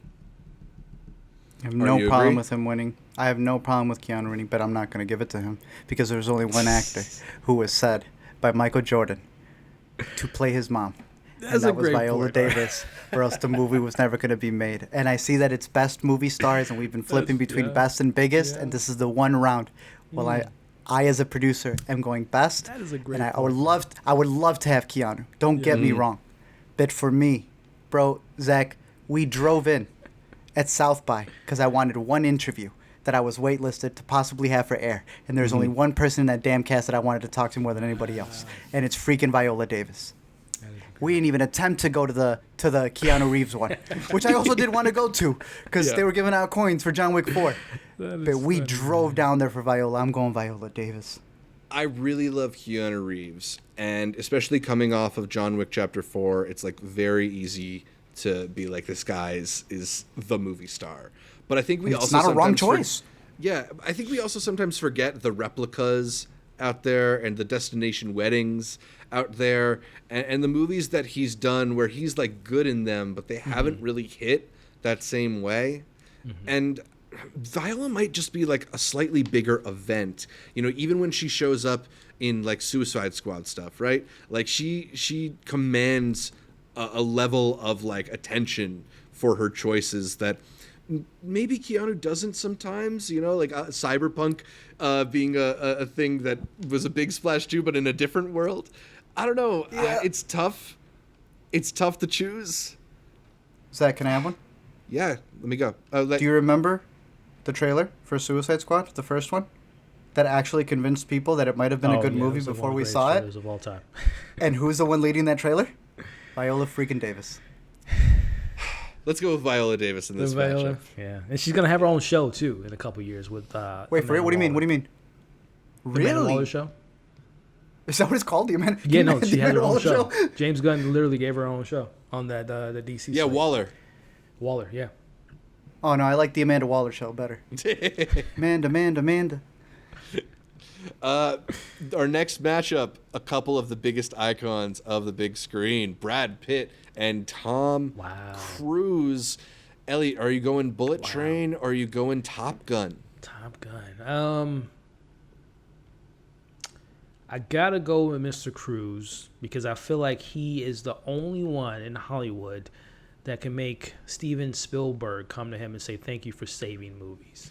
I don't know if Brad Pitt is having any conversations about that for anyone as iconic as Steven. So I gotta go Cruise on top of the fact that he is leading a franchise right now with Mission Impossible. And Brad doesn't have a franchise, nor has he really had a franchise. I think they were trying to do that with the World War Z thing, but that didn't get taken off. But no Tom Cruise movie is not getting unmade if he doesn't want it, besides like Edge of Tomorrow, which I don't know where that sequel's at. But I want Tom Cruise. Can I throw out the argument against Tom Cruise that I'm not entirely sure I believe? He jumps that on people's his, yes. his recent success is so heavily intertwined with his iconic franchises, coming back to Top Gun, reviving Mission Impossible. People weren't knocking down the theater doors to go see American Made. They didn't show up for his version of The Mummy. That was practice. he got done dirty. You're a big Jack Reacher fan, Arturo? Oh yeah, that's not a Prime show, right? It wasn't when he did it. Yeah. I don't know. Brad Pitt, like, as much as he maybe is not as often at the top of the box office recently, like, Bullet Train more of a memorable was like a role. Somewhat original concept. Mm-hmm. You don't believe that, bro? I can hear it in your freaking voice. That's not even the connection glitching. So are you going Tom Cruise, Art? He rents movies from the theater. Like, when he rented The Flash, they came to his house and set up The Flash in a watermark. I'm going Tom Cruise. Yeah. Especially right now in 2023, I think that's a little bit hard to argue against. So we'll go with Tom Cruise. I'm pulling a Mission Impossible to get into Mission Impossible tomorrow. I'm trying to see if I can get in that screening. Come on. Yeah. All right, let's talk about Tilda Swinton versus Jamie Lee Curtis, a recent Oscar winner versus one of the best actresses we have working right now. I mean, I personally just find the choices that Tilda Swinton makes to be so much more interesting than what we get from Jamie Lee Curtis, as much as I enjoy her, that I'm going to go with Tilda here, because I know if Tilda is attached to something, there's at least like some artistic merit to it, even if it's not necessarily like a huge box office movie. Art, are you going to go with Tilda as well, or are you more of a Jamie Lee Curtis person? I'm curious if I pick Jamie Lee, what Elliot would say. You just want to put him in the hot seat? Kinda. But, like, I would go Tilda. And it's only my recency bias with that one TV cameo that I really want to put Jamie Lee over. That's an all-time great episode of TV of all time. Yeah, she had no business being that good. Oh, my goodness. I'm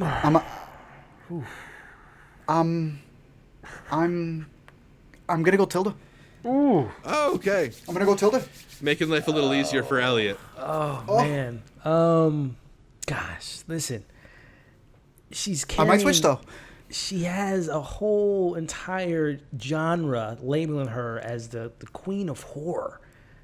And not only has she managed to not only break herself out of that mold, she is able to reinvent herself and join a franchise, be in a comedy, in an action movie like True Lies. And she comes back to the horror franchise, but then she's able to win an Oscar. And it doesn't just stop there, because she's going to be in what's the video game Eli Roth film that seems to be canceled and not moving anywhere, with Cate Blanchett in the role as well, and Kevin Hart and Jack Black. What is the name of that movie that's based on a video game? Wait, Jumanji? No. Borderlands. Yeah. So like she is still Really? She's like refining herself as just like this actress that just is reinvigorated, loves what she's doing, and then she can pop up in the best show of this year. So I gotta go Jamie, man, because how rare is it when someone is so young at 17, 18, or 19, however she was in Halloween, and to still be here and win an Oscar last year? 40-year career. 40 years. And Haunted Mansion. And Knives Out. And Knives Out. They could always bring her back in. Come on. We got to You're right. She's. You said they named it after her, but she literally has the show, Scream Queens, as well. Yeah. Ooh. You changing your pick? I'm going to see what Tilda has coming up, besides Problemista. I feel like less. Yeah. The Killer, though, that's pretty good. Oh, yeah. She in the new Fincher? Fincher, yeah. She's in the new Fincher. Ooh. Look, Ellie gave a great point, and like I don't know if I'm going to take it away from Tilda because of the way that you had said it before. There was one aspect of Samuel L. Jackson where being in Pulp Fiction is something that when we all die and the aliens come to take over, they'll see the generic movie stars that are all blended in their mind, but something like Pulp Fiction will stick out. And you were mentioning that Tilda's in a bunch of those things, the memorias, the little tiny things that they don't even need to be big box office things. They will somehow still survive. Those are the things that will be sought out for when another generic thing has made up those blockbusters. But Jamie Lee Curtis is not in the generic blockbusters that will be remade. Yeah. They're just the ones that get copied. Oh, Zach, it's up to you. Halloween. No, literally is like is a foundational film in like everyone's filmography, especially in the genre films. So hey, look, I went Tilda, man. So Art, I leave it to you if you want to change your vote. I'm gonna keep it at Tilda for right now, but it's just making me think. Nice. I guess I have Tilda. Let's above go. Cate Blanchett, and I never thought I'd pick that. No co-stars here. All right, yeah. Let's talk about this very interesting matchup of Frances McDormand versus Denzel Washington. Frances, who has 4 Oscars to her name, is on a great run of acting recently, versus Denzel, who, this is maybe not the peak of his career, an actor who's had a lot of very high peaks, but, films like The Equalizer 2 and Fences and even The Magnificent Seven within the last 10 years are not exactly shabby. Elliot, let's have you start us off. Are you going with your man Denzel, or are you going to give some love to Frances McDormand?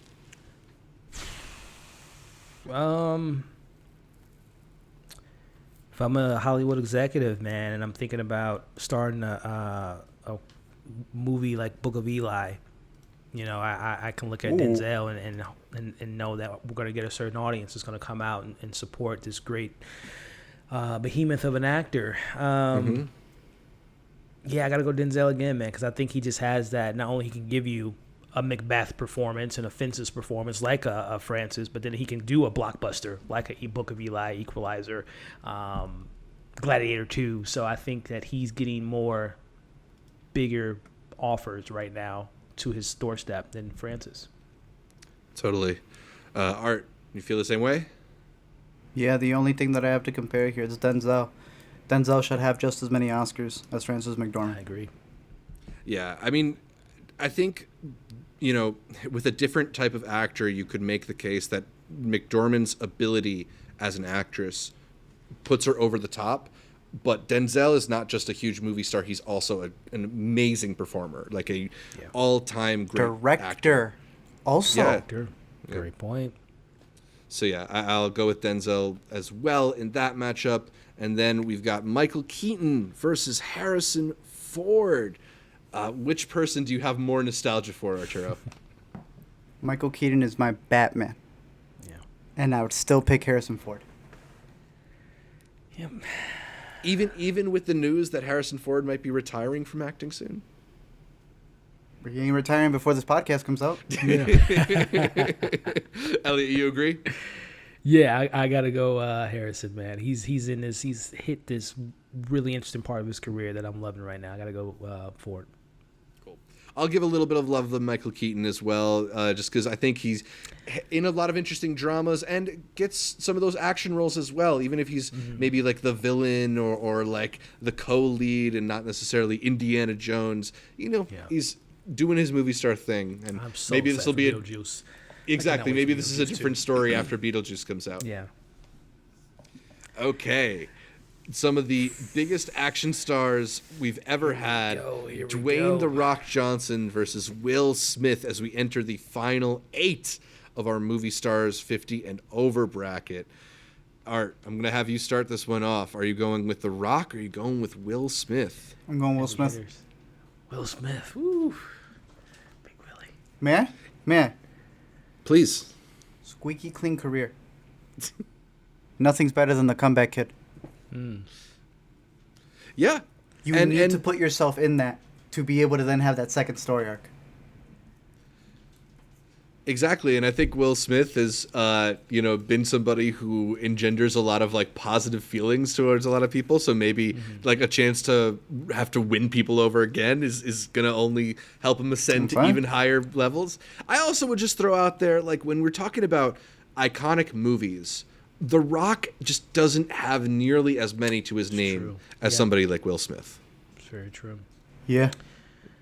It's going to be Will Smith for me, but I'll just say this. The fact that Dwayne "The Rock" Johnson has made it that far, just considering that, Jesse Ventura, Hogan, they started the wrestlers turned actors. But they never really went past a certain mark of just being a stereotypical henchman or something. So, and again, I know we talked about the Bautista earlier, but I still will always look at The Rock as the one that broke the mold for turning these athletes, wrestlers, into serious actors. Well, that's something interesting, too, about the comparison between them two, and maybe even something that I think John Cena falls somewhere in between them in that, like, Bautista has proven himself to maybe be the most versatile actor, the guy who can take on a greater variety of roles, take on surprising and interesting projects, but The Rock has something that is central to a lot of iconic movie stars, and that's just kind of like this charismatic presence that even if the characters doesn't change much from film to film, that the film can kind of be molded around them because they are so charismatic, fun to watch, whatever it is, just dynamic on screen. So people make jokes about how interchangeable The Rock looks in a lot of his movies, but that's because people like watching The Rock. Listen, I'll say this before we move on. Jumanji showed you he can be, he has range, man. I know it's like not a film you think of, but the fact that he played like a little, teenage kid. That's totally fair to say, because I actually think The Rock is quite a good actor. Like you look back to films like Be Cool or Pain and Gain. It's just that he is maybe not as interested in taking those kinds of roles as often as he used to be. I agree.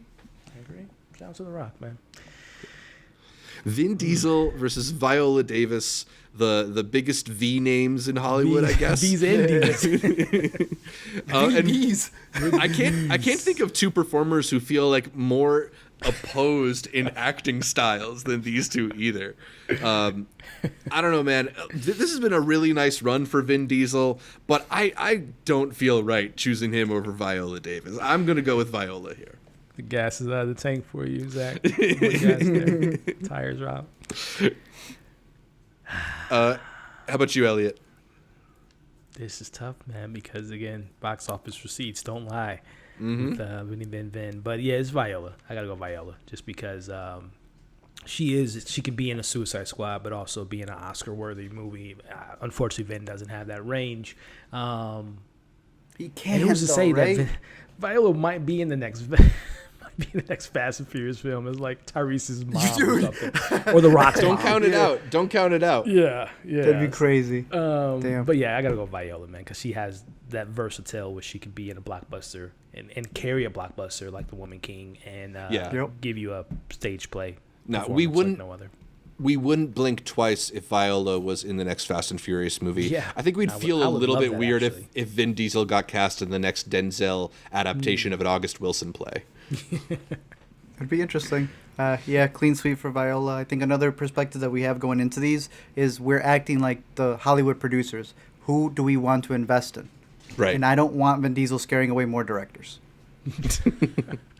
Great point.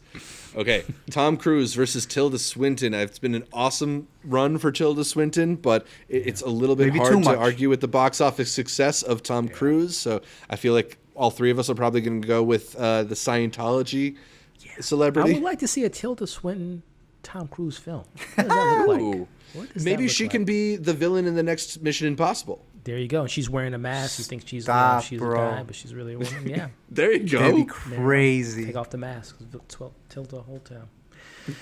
Wow. How about Denzel Washington versus Harrison Ford? Two of the coolest dudes who's ever been in movies. I'm personally going to go with Denzel here. Just kind of feels like Harrison Ford is a part of his career where he's not as interested in major movie stardom. You know, aside from coming back for those Star Wars films, he hasn't really been doing a whole lot, save for shrinking Indiana Jones and Yellowstone in the last 2 years. He was sort of taking it easy for most of the 2010s. So, for that reason, I'll go with Denzel here. But, Art, where are you going to go with between Denzel and Harrison? I feel like a lot of people would argue that Harrison Ford is bigger, but I'm going with what I had mentioned about the versatility that I can get from an actor turned director who can sell movies on their own and not have to rely on a big franchise, which is bad to say because I don't think Harrison Ford does that. But I'm going Denzel Washington. Awesome. All right. Elliot, you want to give it a clean sweep towards Denzel? I think I will, but I will just say this about Harrison Ford. Okay. The fact that we talk about the movie producer. How are we going to make our next Indiana Jones? And it's based on the charisma, the charm, the adventurer of Harrison Ford. So his acting and his performances has transcended the genre, and people are trying to base franchises off of a character he played as do more like a Solo, do more like a Jones. But it's Denzel, because speaking of generational, I see so many young actors, especially in the black community, say that I want to be the next Denzel. I don't know too many actors that come into the scene and say I want to be the next Harrison Ford in the action realm. But when you say I want to be the next Denzel, you're saying I want to be the next. I can do action, I can do comedy, I can do drama. It's a variety of things that you can get with someone admiring themselves and trying to be the next Denzel. Plus, For sure. Denzel Washington is always on the record helping every up-and-comer. The amount of stories of actors going like, I got this part because he wanted to help. He got it for them. Yep. Okay, we are down to our final four actors, and what a list of names they are. Ooh. We got Will Smith and Viola Davis, as well as Tom Cruise and Denzel Washington. Let's start it out with Will Smith and Viola Davis. Elliot, which actor is the best movie star, 50 and over, between these two? Art said something really cool earlier about the GOAT coming and saying that he wants another GOAT to play his mom. And I think of a GOAT playing a GOAT, and I think of Will Smith playing a Muhammad Ali. And what a performance like no other. And again, I think about the longevity. Viola has been, in the last 10 years has made a name for herself, one of the greatest of our time. But again, I think about from the 80s, the kid with the hat back. Parents just don't understand to being on stage winning an Oscar is a pretty longevity career. And I think he's going to have a comeback like no other. So I love you, Viola. But Big Will, man, that's the king of the box office for many, many, many years. And to come back from a Wild Wild West is a pretty thing not to blink an eye out. Yeah. Are you going to go with Will Smith as well, or are you caping for Viola Davis? I like Wild Wild West. You like the spider? You like the big spider? And I'm going to continue what Elliot said. If we're talking about goats playing goats, the Williams sisters did decide on Will Smith, and that's what led to his Oscar. I love Viola Davis. I love her. There are 2 actors in this bracket from the beginning that I knew were the top 2 of all time, and they're still on here. And Will Smith continues to be on here. Yeah, we're talking about actors who are great for box office and great in terms of their ability to give you an amazing performance, and a memorable role, right? And I think that Viola is a great actor who has pretty good box office results. And I think Will Smith is like a good actor who has all-time great box office results. And, when you kind of have a little bit of both, I feel like the thing that ultimately makes somebody the bigger movie star is that proven track record, right? Like when it comes down to it, we've been favoring a little bit towards the box office side because we're trying to see the people that audiences end up really responding to, and the people who choose roles or get offered the kinds of roles that end up big box office successes. So, given that they both have pretty solid resumes, I think there's arguments to be made for both. But like Will Smith is the guy who not only has the track record, but is also like a very great performer as well. I don't think you can discount him for that. So yeah, I'll make it clean 3-0 for Will Smith and put him into the finals against either Tom Cruise or Denzel Washington. Art, why don't you start us off in this one? Is it going to be a Cruise all the way to the finals for Tom, or is it Denzel's matchup to lose? I think it's Tom Cruise. And it feels kind of crazy given that he seemed to be like searching for what the next phase of his career would have been, like only a few years ago. But he's just transformed himself into the guy who will literally kill himself if that's what it takes to get the most thrilling thing on screen. And you know what? Like, that's a pretty cool reputation to have, like putting your body on the line for movies. I don't like, he's got some weird stuff, personal stuff going on, but he's skipped the allegations. He's beat it. And by just delivering big screen spectacle on a scale that no one else seems capable of matching. No one else seems capable of putting themselves through that kind of rigor. Yeah.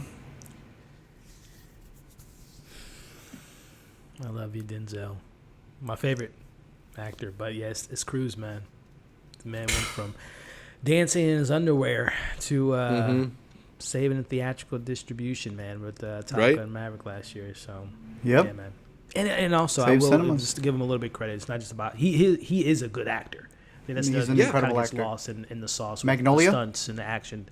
Great actor. And that's the thing is, like, I just wish Cruise would challenge himself a little bit more as an actor. If he would work with a guy like Paul Thomas Anderson again, I would be so happy. But even outside of that, he's just managed to land in the most thrilling action movies we've had in the past few years. So a bona fide movie star.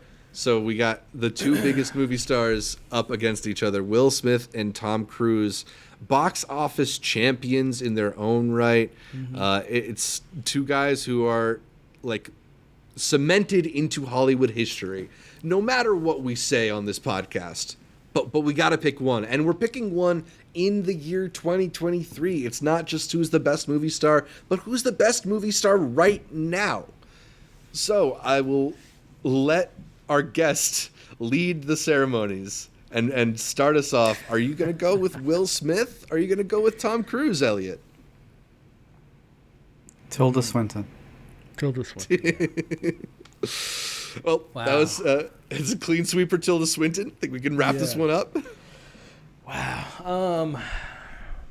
I think at the highest point in their careers and the lowest points of their careers and how they've been able to respond to it. Again, we're seeing Will Smith probably at the lowest point trying to respond. I think something like a Bad Boys 4 might kind of get him back into the good graces of people because they can see him, having fun, right? I think that's something that we just talked about with Tom Cruise maybe being more serious, but Will Smith can be jokey and still do something like Concussion. And it brings back to the conversation of versatility. Man, this is tough, man.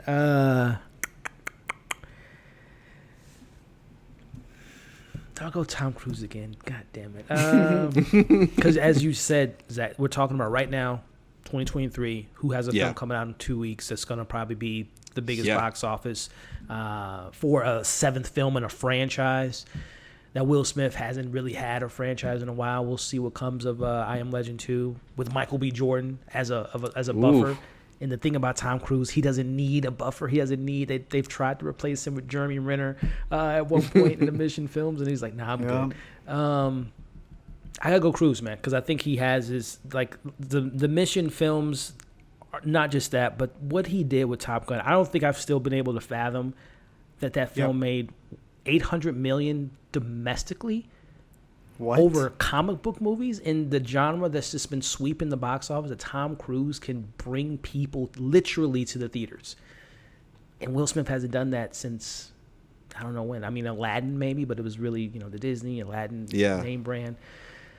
Cruise, man. Cruise. I don't know how this man has beat the Scientology. I don't know how he does that and still has people love him. Crazy. Beat all the couch jumping baggage that came with him. Yeah, man. It's incredible. Cruise. I gotta go Cruise, man. Love you, Smith. Art, do you agree? Yeah, I mean, Smith will have that comeback. I truly believe it. But there's one who hasn't gone to streaming. There's one who you said Spielberg thanked for bringing back theaters. We can't talk about box office without the words Top Gun Maverick being mentioned. Man. It feels like we're just in the middle of it all. That Reckoning Part 1 in theaters in 2 weeks. Tom Cruise, the movie star of them all, in my opinion. Yeah, I mean, especially, we're talking about actors who are getting up there in age, and Tom Cruise turned 60. I think he's turning 61 in a week or two. So he's getting up there. I don't know how long he can keep this going, but I'm going to watch it as long as he's willing to put his body on the line. He's an actor who is committed to the big screen experience in a way that I don't know if a lot of other actors are. You can talk about people who appear in big franchises. We talked a lot about Vin Diesel on this episode, but even Fast and Furious is getting more and more CGI heavy and unreal. And that commitment to the kind of spectacle that keeps people coming to the movie theater puts Tom Cruise above, I think, most people, at least right now. And I hope some of these younger actors who are not even on this bracket learn from that and are willing to continue that legacy. But as long as he's the one guy who seems committed to it, he's the king of the movie stars right now. He's certainly the best movie star on our bracket, at least right now. So, yeah, we're all going to give it to Tom Cruise. And that's pretty hard to argue with it given the recent success. Art, you said you were looking to these two actors before we started the bracket, but is this what you expected? Tom Cruise all along? Tom Cruise versus Will Smith, and Tom Cruise. And it's crazy to think that if Will Smith hadn't done what he did, I guess, and had more hits on the horizon, or maybe didn't get some other movies on pause, I think there would be competition there, because I'm very curious to see what he could bring to the table with his franchise that he has going on. But Tom Cruise is more than a movie star. He has no intentions of directing because he's already pseudo doing it. This is a man who's teaching people to get into the editing room. He is teaching stars to be stars in a way that nobody else is. I think he's an example. Minus Elliot, the couch jumping. Right. Elliot, did the bracket break mostly the way you expected? Does it make sense to you that Tom Cruise is out on top, or is there anybody else who you feel like got done a little bit dirty along the way? No, I think this was in the back of my mind. I had a feeling Tom Cruise and Will Smith will be in the final two, so I'm glad it played out that way. So no, I think it's a really good, solid list that we made today, man. And I think separating the art from the artist thing, Tom Cruise has been the guy that's been keeping theaters. People excited to go back to the theaters, right? I think Art said it. He doesn't have a Maccapation on Apple TV. He has Mission Impossible, Top Gun Maverick in theaters for people to enjoy because he is a movie star and he brings people to the theaters. Yeah, when Tom Cruise announces his Apple TV Plus show, we'll know for sure that the theaters are dead. Scroll. Yeah, the world aliens have arrived. And when that happens. And speaking of that, who else has Marvel begging to just do an Iron Man cameo for fan casting? They can get John Krasinski real quick for some fan casting, but this, you know that's going to be a check bigger than Robert Downey's. That's a question I have for you, Art and Zach. Who gets Tom Cruise first? Is it the Green Lantern, Elseworld type of him being Hal Jordan, or does he have that cameo as Tom Cruise in another multiversal Secret Wars type of thing? Who's going to get Tom Cruise first in their action superhero movie? Marvel in a real suit. No green screen. Kevin Feige convinces him. Kevin Feige is building the suit for him to actually levitate. Think about it. This is Mr. Stunts. What bigger stunts than going, do you want to see a real Iron Man? Right. We all know it's floating head Tony Stark. But imagine this man dying off of an Iron Man suit crashing. Build it. Yeah. That'd be crazy. Yeah. Part of my instinctual response was going to be DC, just because Marvel as kind of like the bigger dog. I feel like DC would maybe give more of like a box office percentage to Tom Cruise to be in there. Sure. But Marvel's kind of been faltering a bit too, and I wouldn't be surprised to see Disney just try and throw a bag at him and be like, all right, help us right this ship. You know, we got to stay on top. So can you imagine on CGI Marvel movie? All real effects. DC would have to come up with actual wizardry. Hey, look, I'd be interested in seeing that. I'm the superhero pedant here, but I'd be first in line if it was all practical. Damn. Yes, all right, so this was a great breakdown. I really enjoyed having this conversation with you, Elliot. Thank you so much for joining us for another movie star bracket.